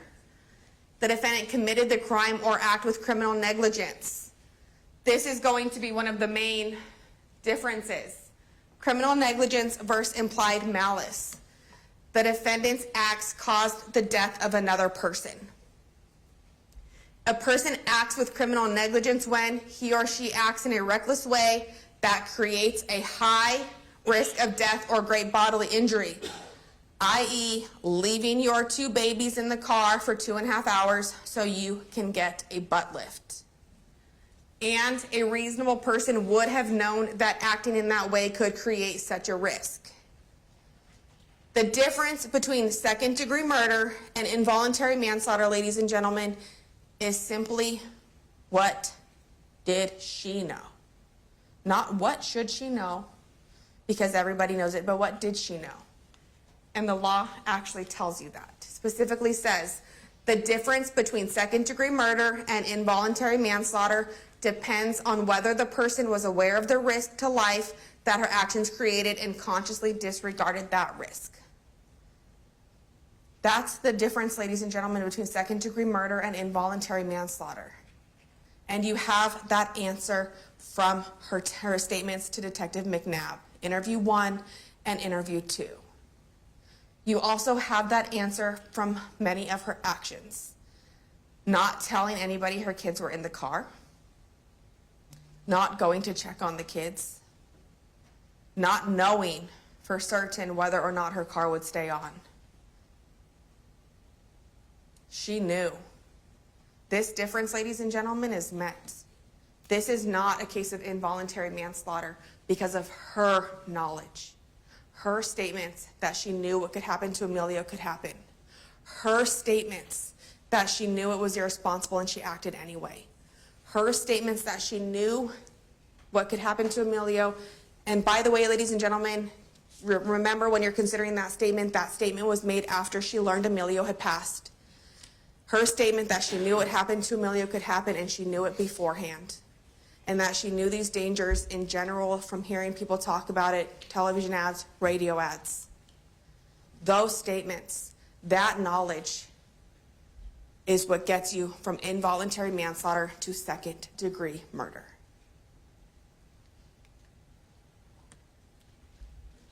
Again, just to highlight element 3 for implied malice murder. At the time she acted or failed to act, she knew her act or failure to act was dangerous to human life. Criminal negligence, a reasonable person. Again, in addition to the other statements, we have her statement to Rosendo. Of course I knew it was wrong. I'm not an idiot. Or obviously I knew it was wrong. I'm not an idiot. I'm not an idiot, and I know that everybody knows this is wrong. I'm not an idiot. And you know she's not an idiot. Her statements to police officers in her first interview. I know it sounds stupid to say because I didn't mean it to happen because obviously I know it was wrong. You don't only have to look at the very specific statements where she says I knew it was wrong, but those statements, I know it sounds stupid to say. I know it sounds dumb. Those statements, ladies and gentlemen, also tell you that she knew it was wrong. Those statements tell you she knew it was wrong because she's telling them, I know I can sit up here all day and tell you that I didn't mean for it to happen, and I know how stupid that sounds because obviously I know it was wrong. Everybody knows it was wrong. Those statements, combined with the more specific statements, tell you that this is second-degree murder. This is just to highlight the subjective knowledge versus objective knowledge. Subjective knowledge, what did she know? Objective knowledge, what does the reasonable person know? What did she know versus what did the reasonable person know?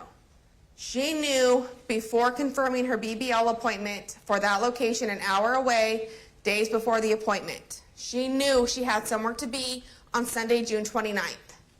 She knew her sister would watch the kids if she asked them to, but she didn't want to irritate her. She knew that she was driving from Bakersfield to Visalia with her 2 babies and no babysitter. She knew that leaving the children in the car was a bad decision. She knew it was irresponsible to leave them in a hot car unattended, and she knew that before she made the decision to do so. She knew it was hot outside. She knew the weather could cause her car to get hotter. She knew that even if she had left the AC on, as she wants you to believe, she knew that there were only vents in the front of the vehicle. What did she not know? that the air conditioner would stay on. She says she thought it would. She did not say she knew it would. She knew she could bring the kids inside, but decided not to. She knew she had the means to bring the kids inside. She had the double stroller. She knew it was going to be a wait because she knew the nurse was backed up. She knew there were people and kids in the waiting room before she ultimately left the kids in the car. She knew what she did was dangerous to human life, which is why she didn't ask about Emilio for over 30 minutes into the interview with detectives. She knew what she did was clearly a bad decision. She knew from radio ads and hearing from people that it was dangerous to leave your kids in the car. She knew about the danger and thought about that danger before she committed the act, before she left her kids in the car. She knew how to take care of people from her CNA training. In fact, you heard her favorite thing about her job was taking care of people who couldn't take care of themselves. Apparently, that only applied to patients and didn't extend to her own children, ladies and gentlemen. She knew what happened to Emilio could happen if she left her kids in the car. She knew that prior to leaving them in the car. She knew that these types of things happen and knew that before she made the choice to leave the babies. She knew damage could happen from leaving kids in a hot car. What does she know versus what the reasonable person knows, ladies and gentlemen? The same exact thing. And now you know that she knew her acts were dangerous to human life. You know that she knew this information before she acted, and she did it anyway. You know from common sense, logical inferences that you are allowed to make that the reason she did not tell people she had her babies in the car with her was because it was wrong. She truly didn't think it was wrong and she thought everything was fine. Why not let everybody know, yeah, I got 2 babies. You want to come see them? They're in the car. They're so cute. You want to go look at them? Yeah, I got 2 babies. They're with me today. I don't leave home without them. I bring them everywhere. She didn't say anything like that because she knew her acts were wrong. She knew her acts were dangerous. What did you not hear in the defendant's 2 interviews? And ladies and gentlemen, I want to express to you that oftentimes, many times throughout my argument, I have told you this one little word, thought, either. One little word can tell you a lot. But sometimes the words you didn't hear can also tell you everything you need to know. What you did not hear during the defendant's 2 interviews, questions about why she was being arrested. She knew what she did was criminal. She knew it was wrong.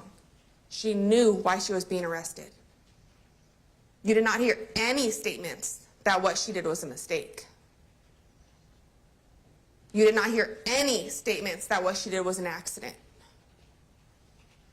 You didn't hear any apologies from the defendant about the actions she did that day.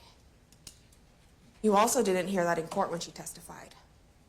What you heard in court was excuses, justifications, attempts to get herself out of trouble. Ladies and gentlemen, we talked about this in voir dire. We don't get to take a screw and go into somebody's head, do an x-ray, and decide what they're thinking. And this is where the circumstantial evidence that we discussed and that you have in your instructions, circumstantial evidence of intent. How do we determine what somebody was intending, thinking, planning based upon their actions? And you get there by looking at what they did before, during, and after. So what did the defendant do beforehand that lets you know she's guilty of second-degree murder, implied malice? She chose to make her appointment in Bakersfield. She chose to bring her 2 babies with her. She knew she could bring the babies inside with her. She knew she had the means to control the babies inside of the business. She knew it was hot outside, knew it was irresponsible to leave the babies in the car, knew it was dangerous to leave the babies inside of the car, and before doing so, she knew that death could result. She did it anyway. During, What was going through her, what were her actions during the time period the babies were in the car that can give you some insight as to what was going on in her mind. After leaving the babies inside the car, she went into the business by herself. She sat there casually enjoying conversation for 2.5 hours. She never went to check on her babies. Rather, she socialized, she had some adult time. She had some carefree time with other adults. Told the other patrons that she had 2 little babies. Never mentioned that the babies were with her. Never told anyone that her babies were in the car. Never told anybody she was in a hurry. Never asked about what was taking so long. Never asked to be bumped up in the line. What did she do after? Well, afterwards, she knew immediately upon getting to her car that something was wrong with Emilio. She didn't call 911 for approximately 6 to 7 minutes after, 4:40 p.m. After she had gotten out of her car, started to walk into the business with Emilio, and went back to her car with Emilio. She then went to her car and, according to Isabel, was just essentially bouncing the baby up and down on her lap, not screaming for help, not frantic, not showing any sense of urgency. She sat in her car with Emilio until Isabel saw her and told her to go get him some help. She told detectives that she knew it was irresponsible and dangerous. She Snapchatted her sister, "He's dead. I left him in the car, Kayla. I know he's dead. I left him in the car, Kayla. I know he's dead." That statement also tells you she knew the dangers, because she knew all she had to say was, "I left him in the car." She didn't say, "I left him in the car, but the AC was running. I have no idea how this happened." He's dead. I left him in the car, Kayla. I know he's dead. Didn't ask about Emilio for 30 to 40 minutes into the interview. Told detectives that she knew it was irresponsible and dangerous before she did it. Ladies and gentlemen, the evidence that you have has proven to you beyond a reasonable doubt that the elements, not only for implied malice, second-degree murder act committed, but also second-degree murder failure to act.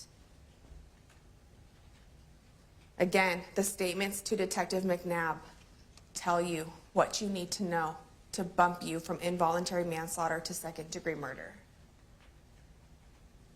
She deliberately acted with conscious disregard for human life. It sounds stupid for me to say, like, oh, like I didn't mean for that to happen, because like I did leave them, but I thought they were going to be okay.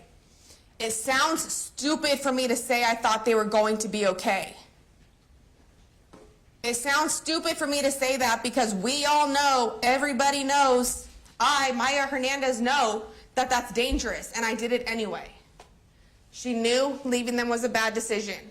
She knew leaving them in the car was dangerous before she got out of the car, and she did it anyway, with the knowledge that her actions were dangerous, with the knowledge that her actions were dangerous to human life, with the knowledge that her actions leaving the kids in the car could result in death. She did it anyway.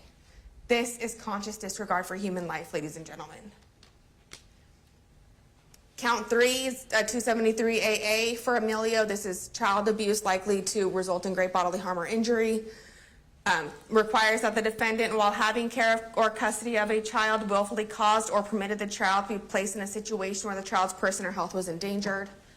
The defendant inflicted pain or suffering on the child or caused or permitted the child to suffer, be injured, or be endangered under circumstances or conditions likely to produce great bodily harm or death.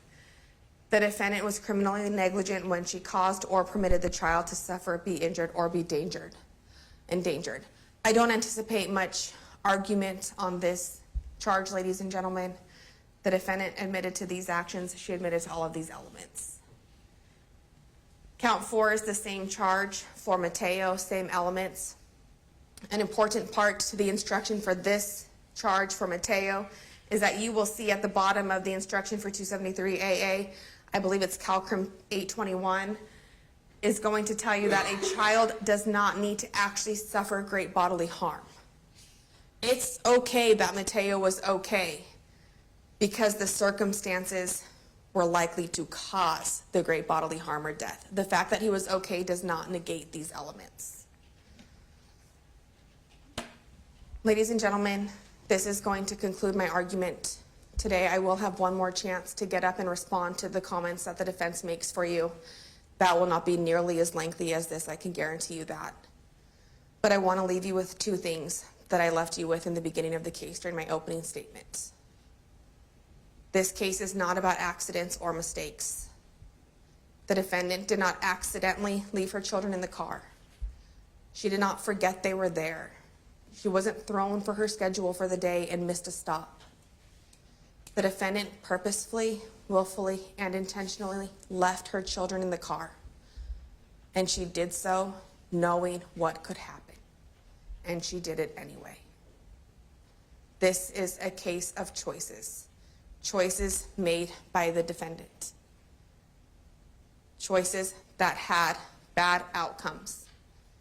Choices that the defendant now needs to be held accountable for. And you, ladies and gentlemen, as the jury, you get to be the ones to hold her accountable for the death of Emilio.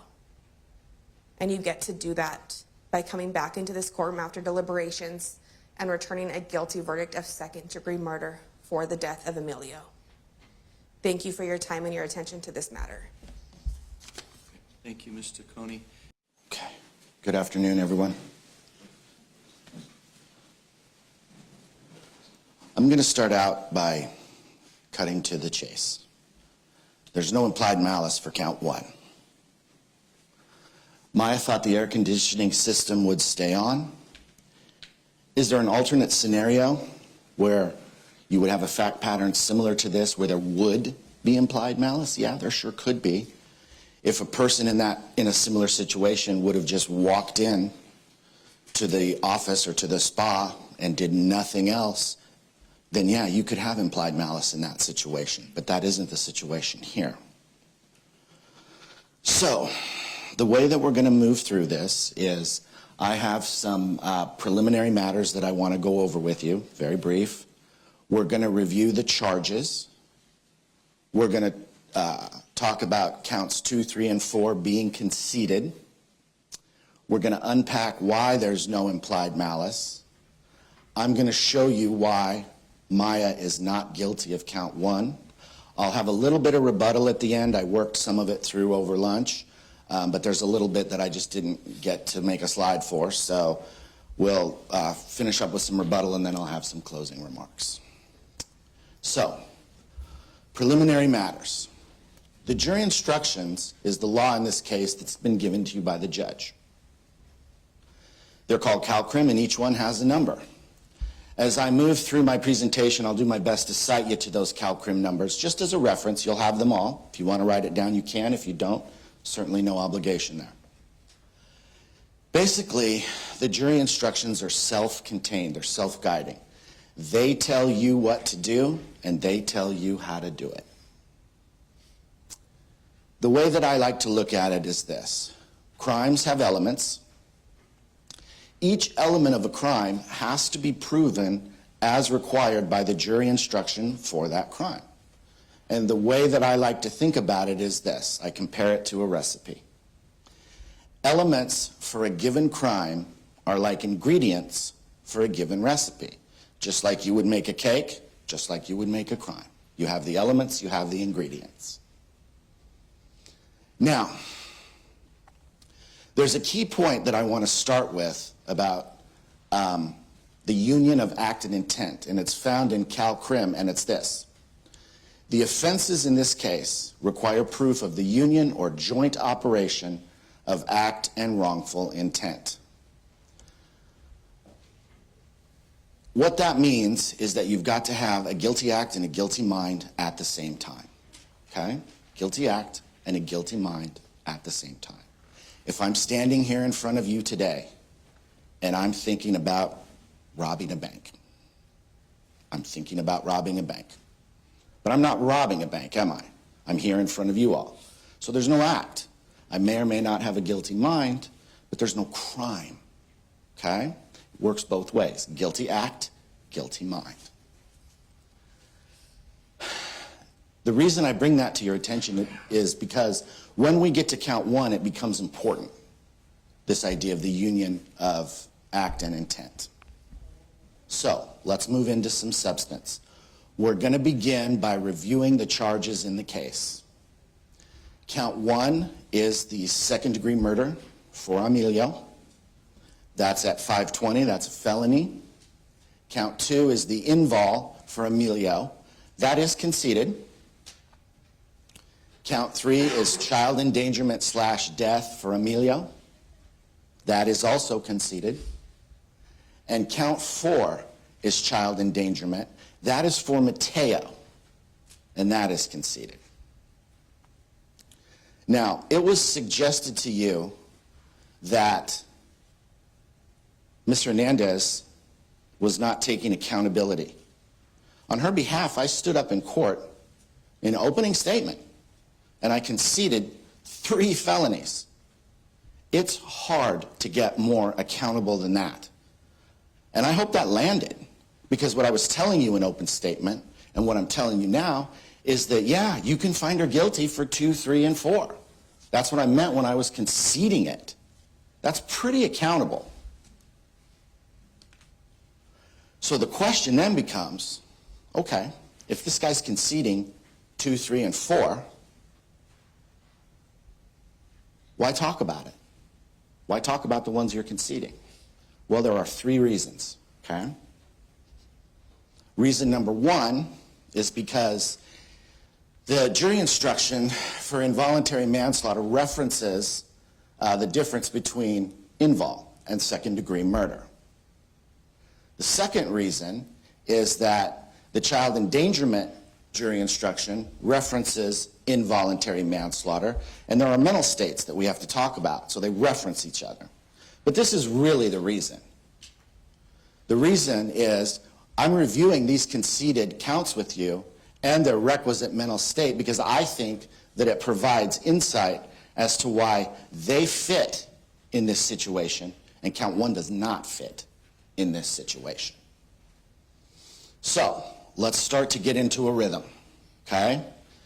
These are our ingredients. We're talking about count 2, involuntary manslaughter. The first ingredient is a crime or a lawful act in an unlawful manner. That's the first ingredient. You'll notice the or between crime and lawful. It's in the disjunctive. Both are alleged and both apply here. I'm conceding that count. Second ingredient, committed with criminal negligence. You may notice that criminal negligence is in all caps. I'm trying to draw your attention to it, okay? That's the first mental state. It also happens to be the mental states for 3 and 4, but this is the first time we're seeing it here. I'm conceding it. Third element, cause the death of another person.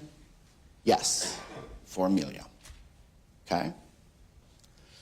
All of the elements for this charge are met. This charge is conceded. But we are not done with CalCrim 580. We're not done with it. CalCrim 580 has more to say. In 2 places, 580 defines the difference between second-degree murder and involuntary manslaughter. Second full paragraph and last full paragraph. And 580 defines criminal negligence in 2 different places as well, okay?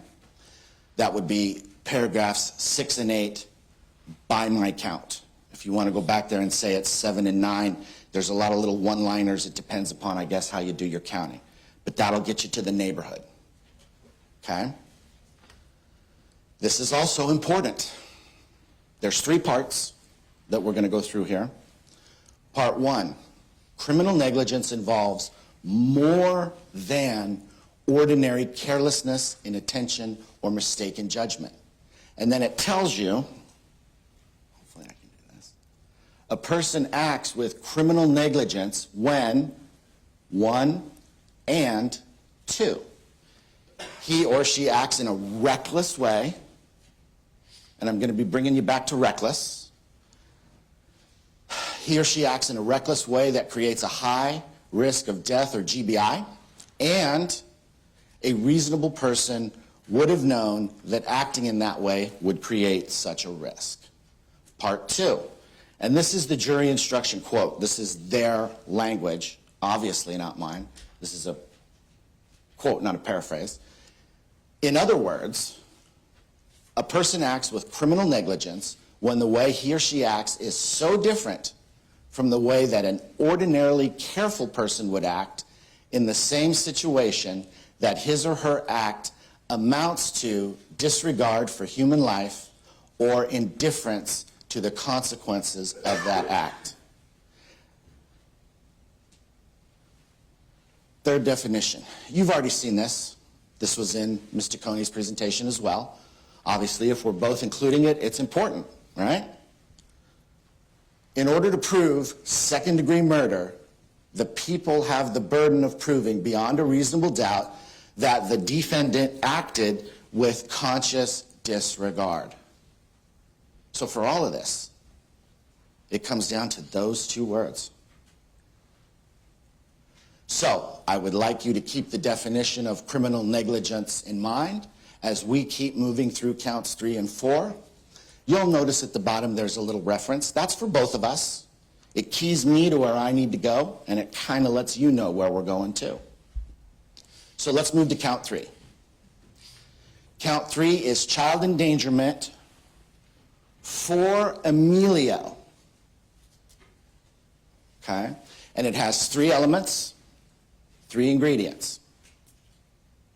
First element, the defendant, while having care or custody of a child, willfully caused or permitted the child to be placed in a situation where the child's person or health was endangered. I would ask you to pay particular attention right there to care or custody, because that's going to relate to Maya as a mom, okay? And I'm going to talk to you a little bit about how count 2 and 3 get to the same place factually, maybe, but in a legally different way, okay? Because they have different ingredients. I'm conceding the first element. The first element is met. The second element is the defendant inflicted pain or suffering on the child, or caused or permitted the child to suffer, be injured, I missed a comma, or be endangered under circumstances or conditions likely to produce GBI. It's obviously the latter part of that in this case. This element is met. Third element. Look what we have again. Criminally negligent. The defendant was criminally negligent when she caused or permitted the child to suffer, be injured, or endangered. This element is met. This charge is conceded. I didn't run through this again with Mateo. With one difference, these elements apply for Mateo in count 4. I'll summarize that for you in the next slide. The mental state here, again, is criminal negligence. So if we're summarizing this for 3 and 4, Maya was the mother of both, had care and custody of both, did not check up on them. Proof requirements are met as to both, with the only difference being that count 3 includes Emilio's death, and thankfully counts 3 and 4 are conceded. So here's what I want to bring to your attention. Count 3 and the invol in 2 get to a similar place, but they have a different ingredient, and that is the care, custody, and control. Because otherwise, you could never,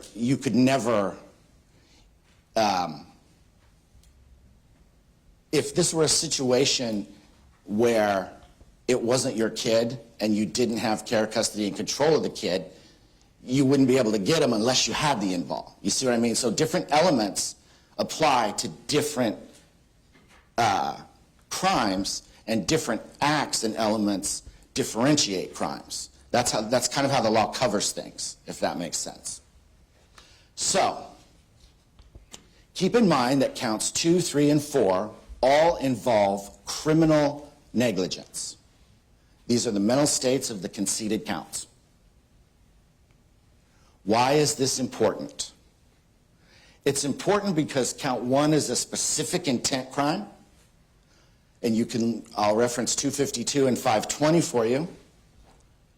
We're switching gears here. The other reason that it's important is because count 1 requires proof of implied malice.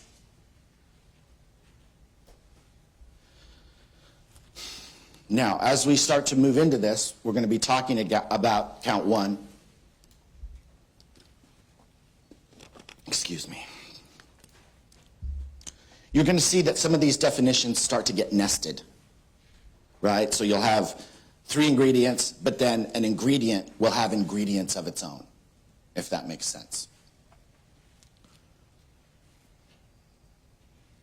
So, dealing with count 1 now, we're going to use the same methodology as we did before with counts 2, 3, and 4. We're going to review the law. We're going to review the facts.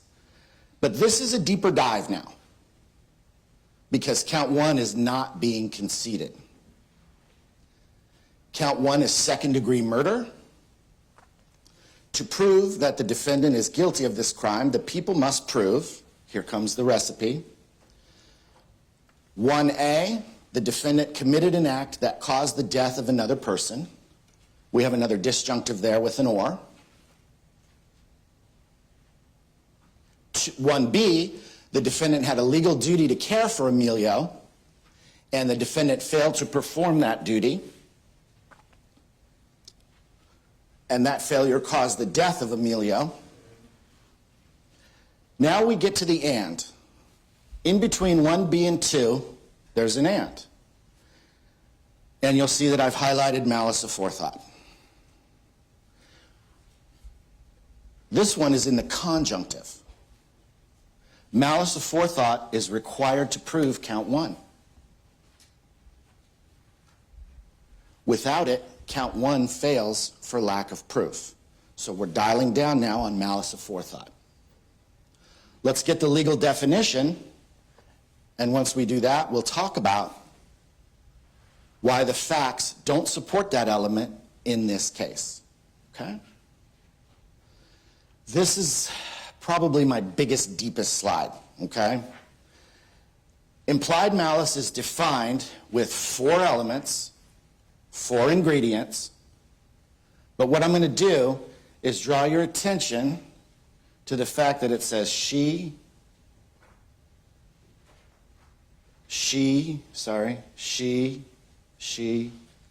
check this out. That's the guts of what matter in this, okay? Element 3, you see where it says at the time? And then you see where it says Maya. For element 3, at the time Maya acted or failed to act, Maya knew her act or failure to act was dangerous to human life, and Maya deliberately acted with conscious disregard.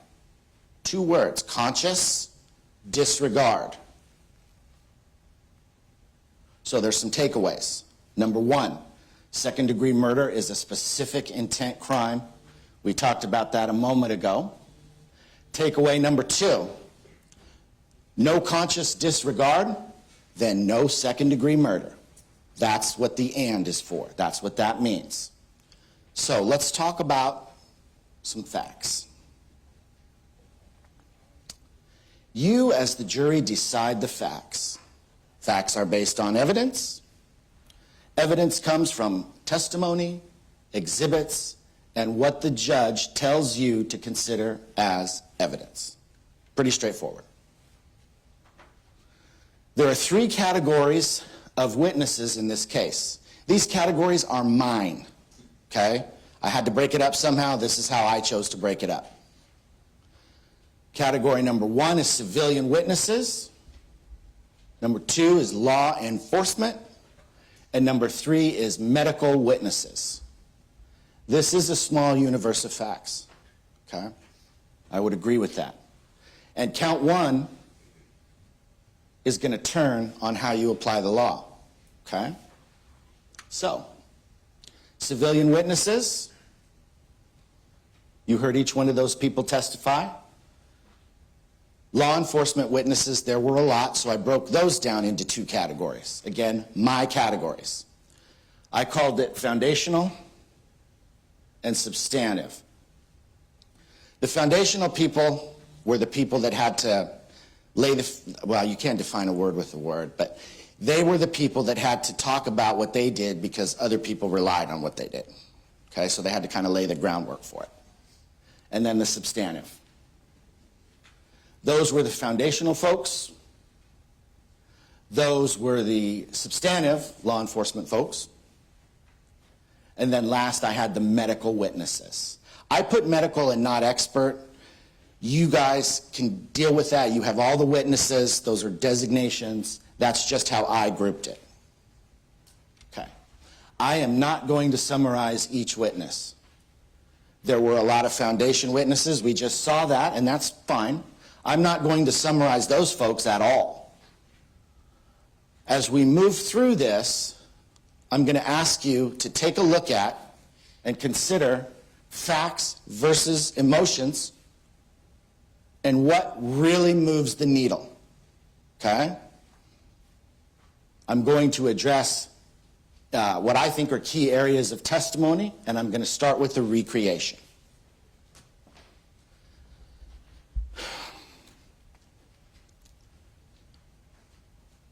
The recreation as presented, the methodology was flawed, it was outdated, the variables that were present on June the 29th were not accounted for in the recreation, and it was based on a study from 20 years ago. Now,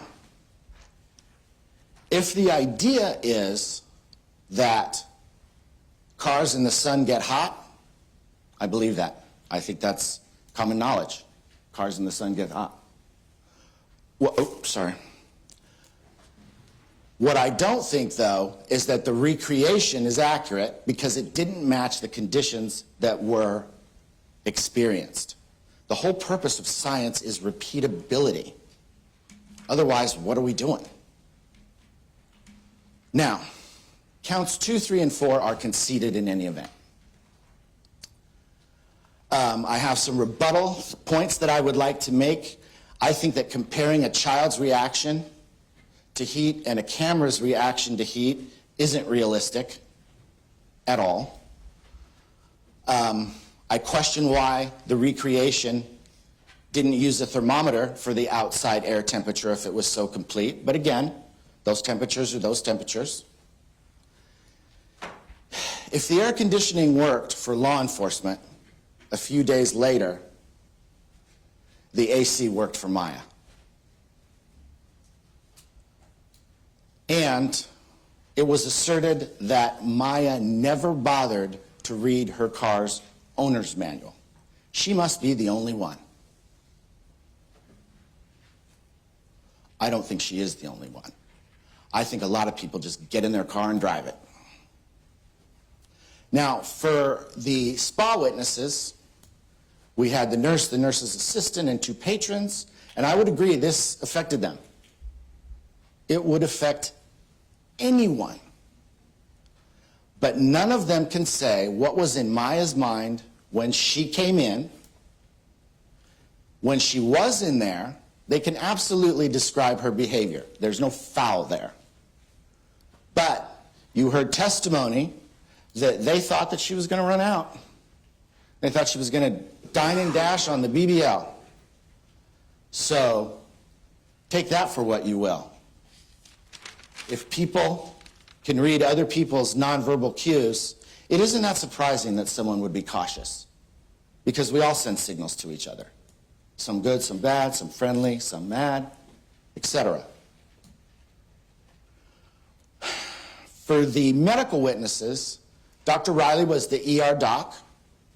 Dr. Glenisi testified that there were no abrasions, bruises, lacerations, scars, or burn marks.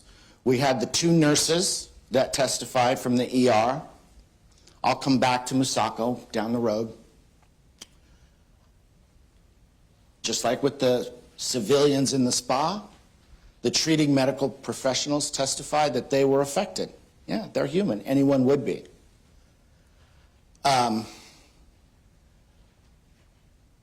But when it's suggested to you that Dr. Riley tried everything, well, what else is he going to do? He's not going to come up here and say that he tried 3/4 to save someone. So, facts and emotion. What moves the needle? Not saying the guy did a bad job at all. What I'm saying is, it's okay that he is upset with this. Anyone would be. But when he comes and says, we tried everything, well, yeah, of course you did. I'm glad you did, but of course you did. So, let's move to Maya. First interview. There were 2 interviews. They were done by Detectives McNabb and Jordan. Each interview speaks for itself. You have the video. You will have the video. Maya taking accountability doesn't equal conscious disregard. Those are different concepts. Maya thought the AC would stay on. That she said that in the first interview. She didn't know the car would turn off. She left the fob under the seat. She left cookies, bottles, a fruit roll-up, an iPhone for Mateo, and she left them in car seats. That's what she testified to. She also said she never read the manual. She bought it, and she started driving it. So again, do with that what you will. You already heard the 911 call, and I hope you'll listen to it again. That call was frantic. Listen to her voice in that call. She tried to ride in the ambulance, and she was not allowed.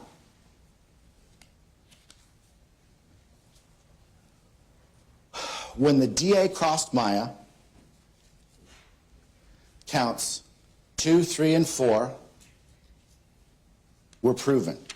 And I also said, to be fair to the DA, you know, she has to meet her burden of proof, right? That's the law. She has to meet her burden of proof, but we're conceding 2, 3, and 4. My point is, Maya was criminally negligent. That much is clear. Her behavior was absolutely more than ordinary carelessness, inattention, or mistaken judgment. She was reckless in a way that created a high risk of death, or GBI, and a reasonable person would have known that acting in that way would create such a risk.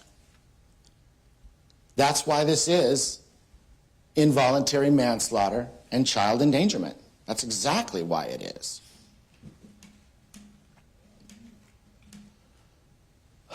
Maya didn't know time of death for Emilio. Maya tried to call CPR.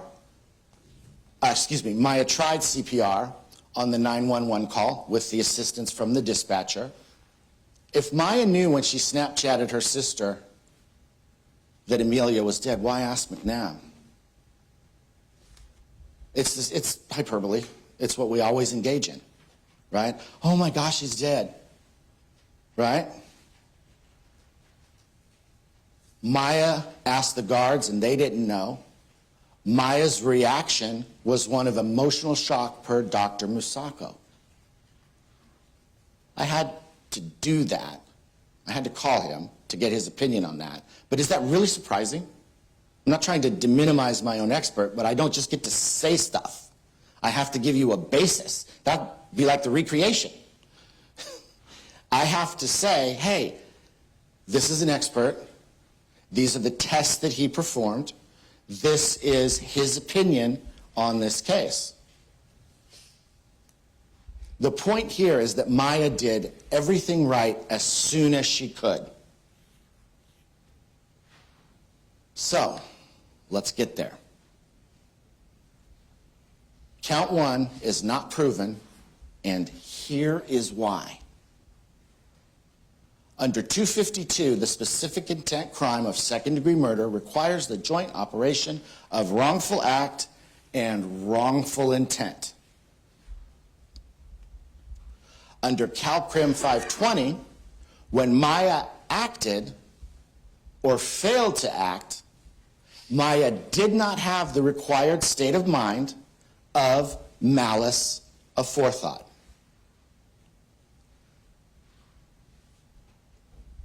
Implied malice is the type of malice here, and implied malice requires conscious disregard. That's what's missing in this case. Conscious disregard is missing because Maya thought the air conditioner would stay on. And this is true no matter how you factor in 252. Okay? You have that union of act and intent, right? Act. Let's go back to the definition of implied malice for a moment. At the time Maya acted, Maya knew her act or failure to act was dangerous to human life, and Maya deliberately acted or failed to act with conscious disregard. So we are at the time language here. Scenario number 1. Maya left the AC on and the fob under the seat. She left the cookies, she left the candy, she left them in the car seats, etc. But she left the AC on and the fob under the seat when she went into the office for the procedure. She was conscious of the heat and did the opposite of disregarding. That's why Maya left the AC on in the first place. Now I'm going to back up for one slide because I want to bring to your attention this is what you guys are going to have to talk about. The at the time. Because you're the deciders. And that's why I gave you scenario number 1. That's when Maya left the AC on, fob under the seat, and went into the office for the procedure. Scenario number 2. When Maya was sitting in the lobby, Maya thought the AC in the car was on while she was sitting in there. Should Maya have checked on them? Yes. Parents should check on their kids. What do we call parents who don't check on their kids? We call them negligent. And in this case, criminally negligent. But here's the real distinction for conscious disregard. Okay? This is the distinction for conscious disregard. To really get there. Remember at the beginning I told you about this, the alternate scenario? About the person who just walks in and does nothing? Right? Okay? This is another one. The prosecution, to really get there, would have to prove that Maya knew the car would time out. See, you're hearing about this hot car, hot car, hot car. Okay? But that's not it. Okay? Hot car, hot car, hot car means that if you're the parent that just walks in and leaves them in a hot car, you're consciously disregarding. That was that alternate scenario, the first one. But this one is hot car, hot car, hot car. Maya knows that it's hot and hot car, so she turns on the AC, thinking it's going to keep running. So in order to get her for conscious disregard, they would have to prove that Maya knew the car would time out and then went in anyway. The point isn't that Maya didn't know that leaving a kid in a hot car is risky. She did. That's why she left the AC on. What she didn't know is that it would turn off. Maya thought she mitigated the risk. And this is true whether she's walking away or sitting in the lobby. For your at the time decision, this is true either way, because she thought the AC was on. She was wrong, tragically. The mental state in count 1 is subjective. I'm not going to burn you all the way back to that slide, but it was the blue Maya. The mental state in the conceded counts 2, 3, and 4 is criminal negligence, and it's guided by the way those crimes are defined in the instructions. They fit better on these facts. She was reckless. She was reckless to trust the machine. That's it. Do you trust your kid's life to a machine? That's reckless. But yet you do. You trust them to cars, you trust them to baby monitors, you trust your kid with a lot of machines, but you also check on your kid. Okay? Count 1 is a specific intent crime, and the definition of implied malice requires conscious disregard. Conscious disregard has not been proven beyond a reasonable doubt in this case. 2, 3, and 4 have been conceded, but there's no conscious disregard, therefore there's no count 1. Reasonable doubt leaves you with an abiding conviction that the charge is true. You have to believe, in this case, with an abiding conviction that there was conscious disregard. And you can't get there. Maya thought the risk was mitigated. That's really what it is. They would have to prove that she knew that the car would time out. And there's nothing about that in this case. Now, I have some rebuttal here, and then I'll go into my closing remarks. My apologies for how I do this. You were told that this case turns on not what did she know and when did she know it. That depends on the count. That depends on the count and the mental state. You were told that she made statements that were not consistent with the car running because the car turns off, and she didn't know that. And finally,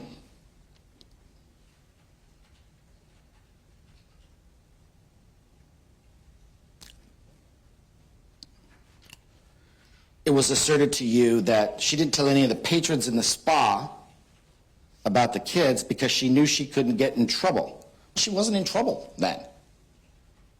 And if she was there and she thought that the AC was on, that makes sense. So,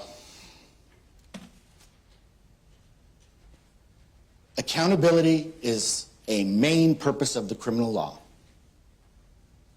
But holding someone accountable means calling an act exactly what it is. Not more and not less.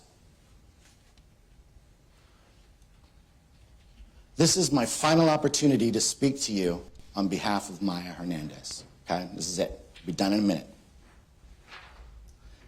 Human nature often pushes us into this idea of, well, whoever gets the last word wins, right? Because this is, after all, called argument, isn't it?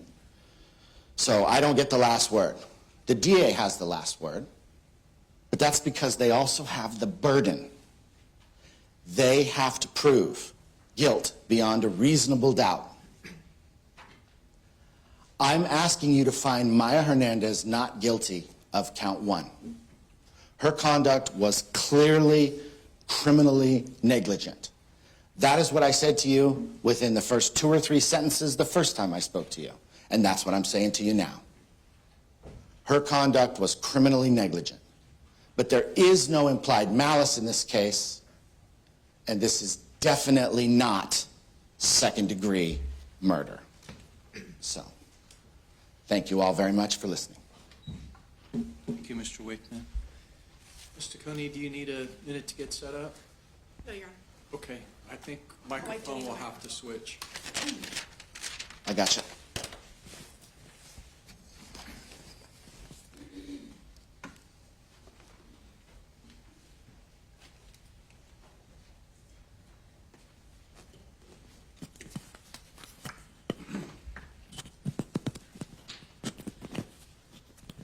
Good afternoon, ladies and gentlemen. As I indicated before lunch, I'm going to keep this brief This is going to be not only shorter than my initial closing argument, but I promise I will keep this shorter than Mr. Wakeman's. First and foremost, ladies and gentlemen, the defendant does not get extra points because her attorney came in here and conceded some counts. She does not get extra points because Mr. Wakeman just got up and said she'll take accountability. She's saying she's guilty of criminal negligence. She's saying counts 2, 3, and 4 have been proved. That does not get extra points. That is not a show of accountability. Perhaps a show of manipulation, but not a show of accountability.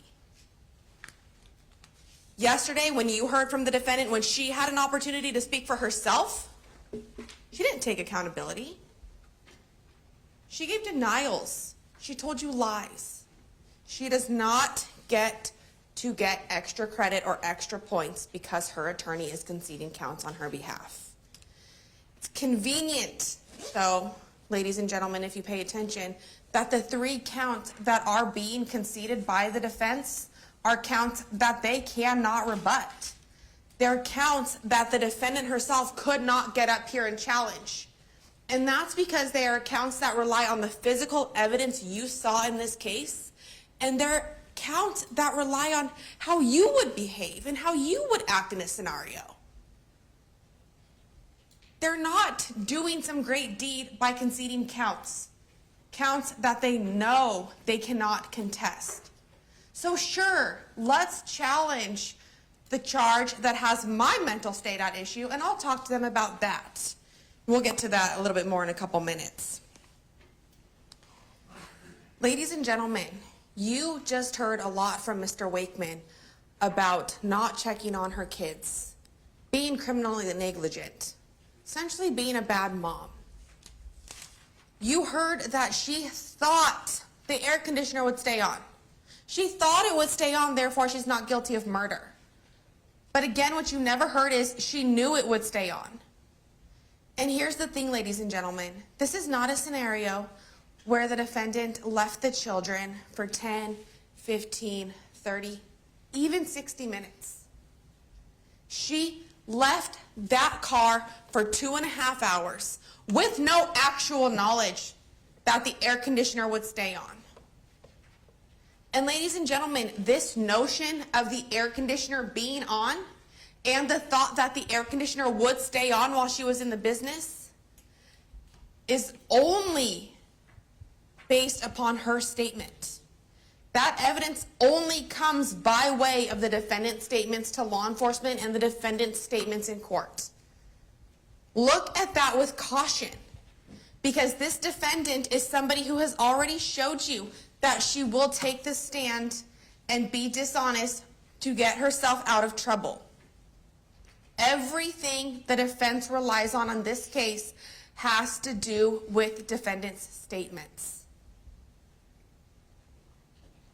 Something was very interesting just now from Mr. Wakeman's closing argument. And I said during my initial argument that sometimes what you don't hear can be as important or even more important as what you do hear. Yesterday we heard from the defendant, and it was all about, I didn't know it was dangerous at the time. I didn't know it was bad at the time. I didn't know it was irresponsible at the time. You didn't hear Mr. Wakeman mention any of that, ladies and gentlemen, because that testimony didn't work out very well for her. You can consider that. Sometimes what is not said can be even more important than what is said. Mr. Wakeman knew he could not get up here in good conscience and argue to you her testimony from yesterday, because even he knows that they are dishonest statements, just like you know that. Your Honor, I'm going to object in proper argument. Ladies and gentlemen of the jury, the attorneys are commenting on the evidence, not on each other.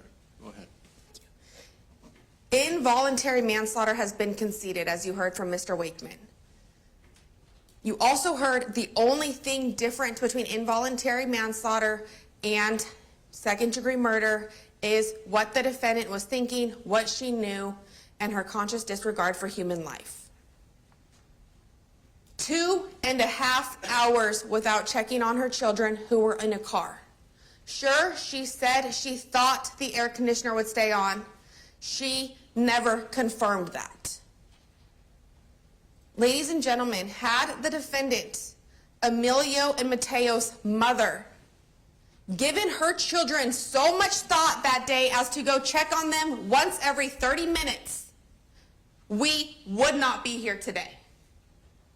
Had the defendant, the children's mother, given her children enough thought that day to go check on them every 30 minutes, Emilio would still be alive. The fact that she thought the air conditioner was running doesn't matter, because it wasn't, and she didn't know that. And she didn't know that it would continue to run.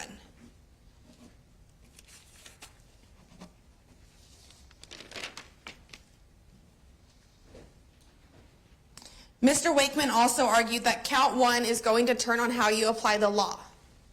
Ladies and gentlemen, although counts have been exceeded, every single count turns on how you apply the law.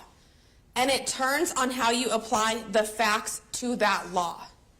And in this case, when you apply the facts, when you apply everything the defendant did and did not do on June 29th, 2025, when you apply her statements to detectives on June 29th, 2025 and July 3rd, 2025, you apply those facts to the law, elements 3 and 4 of implied malice, you only have one option at the end of the day.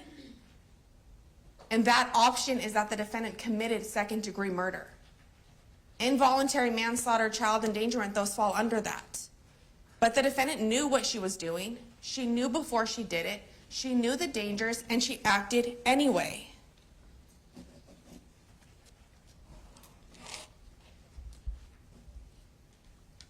Then there was the comment, if the air conditioner worked for law enforcement days later, then it worked for Maya.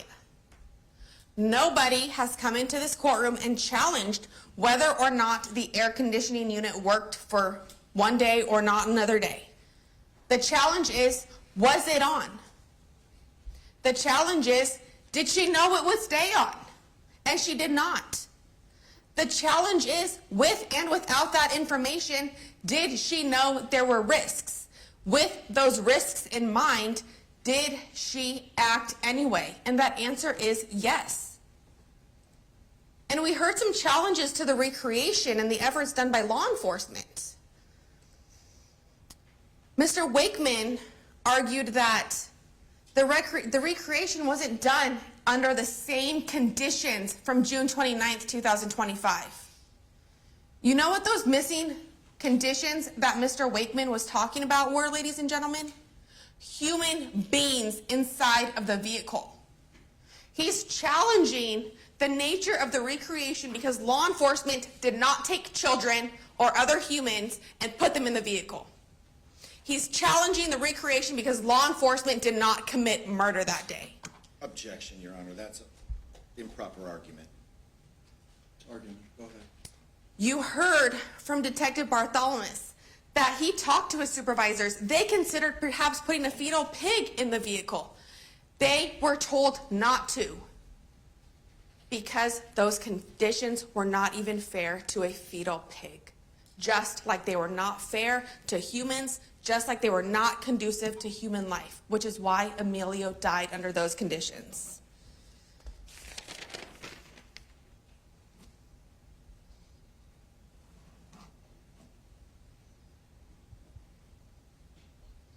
And then defense argued that you must separate facts from emotion. That's absolutely accurate, ladies and gentlemen. Which is why you also have to separate the emotion that you saw from the defendant when she testified yesterday. She does not get extra points for testifying. She does not get extra points for being emotional when she talked about her children. Just as you must separate the emotion of the people's witnesses, you must also do so of the defense witnesses, and that now includes the defendant in this case. I quote, "She did everything right as soon as she could." First of all, no, she didn't. She did not do everything right as soon as she could. Had she done everything right as soon as she could, we're not here today. Had she done everything right as soon as she could, she would have brought the children inside with her. Had she done everything right as soon as she could, she would have at least been checking on her children. The fact that she called 911 6 minutes after she found Emilio, the fact that she did CPR when they guided her, the fact that she allowed him to go to the hospital and wanted to ride with him, that is not doing everything right as soon as she could. That's trying to fix a mess she made. You do not get to shoot somebody in the chest, regret that decision, drive them to the hospital, and then say, well, I'm not guilty. I did everything right as soon as I could. I object. That's a different mental state. It's a different mental state. You may continue with your argument about the case. You do not get to claim because you did everything right as soon as you thought you could that you are not guilty. That is not the standard, ladies and gentlemen. And again, she did not do anything right at any point. She does not get credit for calling 911 when she realized that the danger that she thought could occur actually occurred.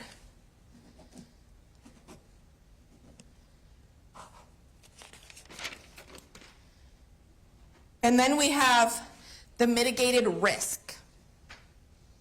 Defense argued in their closing argument that Maya mitigated the risk. She mitigated the risk by leaving the key fob in the car and leaving the air conditioner running as she indicated. Ladies and gentlemen, mitigating the risk does not accomplish what the defense thought it was going to accomplish.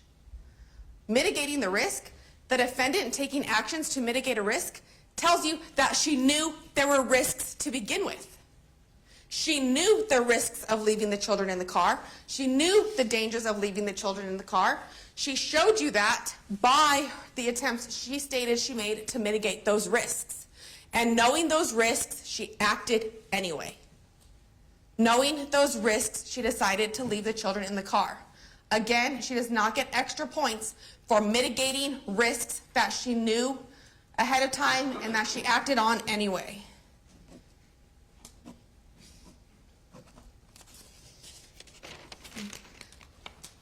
Ladies and gentlemen, everything the defense asked you to rely on today is based upon statements that the defendant made, that she left the air conditioner on, that she left her keys in the car. You must also look at the actual evidence. Look at what she didn't do. She did not check on her children. She did not tell anybody her children were with her. Consider the fact that yesterday you heard a lot of testimony from her about not knowing the risks, misunderstanding the detectives and not knowing they were talking about what she knew beforehand. You didn't hear any of that today. Consider my arguments from this morning where I highlighted the circumstances under which she testified here to not knowing things and when she interviewed with law enforcement officers. Consider all of her actions. Consider what she knew before, what she knew during, and what she knew after. Consider how she behaved inside of that salon while her children were roasting in the car. Ladies and gentlemen, we have heard a lot throughout this trial about the burden of proof. That burden of proof is beyond a reasonable doubt. It is the highest burden in the law. It is a burden that is met every day in criminal courts, and it is a burden that has been met in this courtroom in this trial. It is a burden that has been proven, the charge 1, second-degree murder, has been proven to you beyond a reasonable doubt. I'm going to ask you to go into that deliberation room, consider the facts, consider the law, return the only just verdict in this case, return the only verdict supported by the law and the evidence. Return the verdict that is going to hold the defendant accountable for her actions. And that is a verdict of guilty to second-degree murder. Thank you for your time.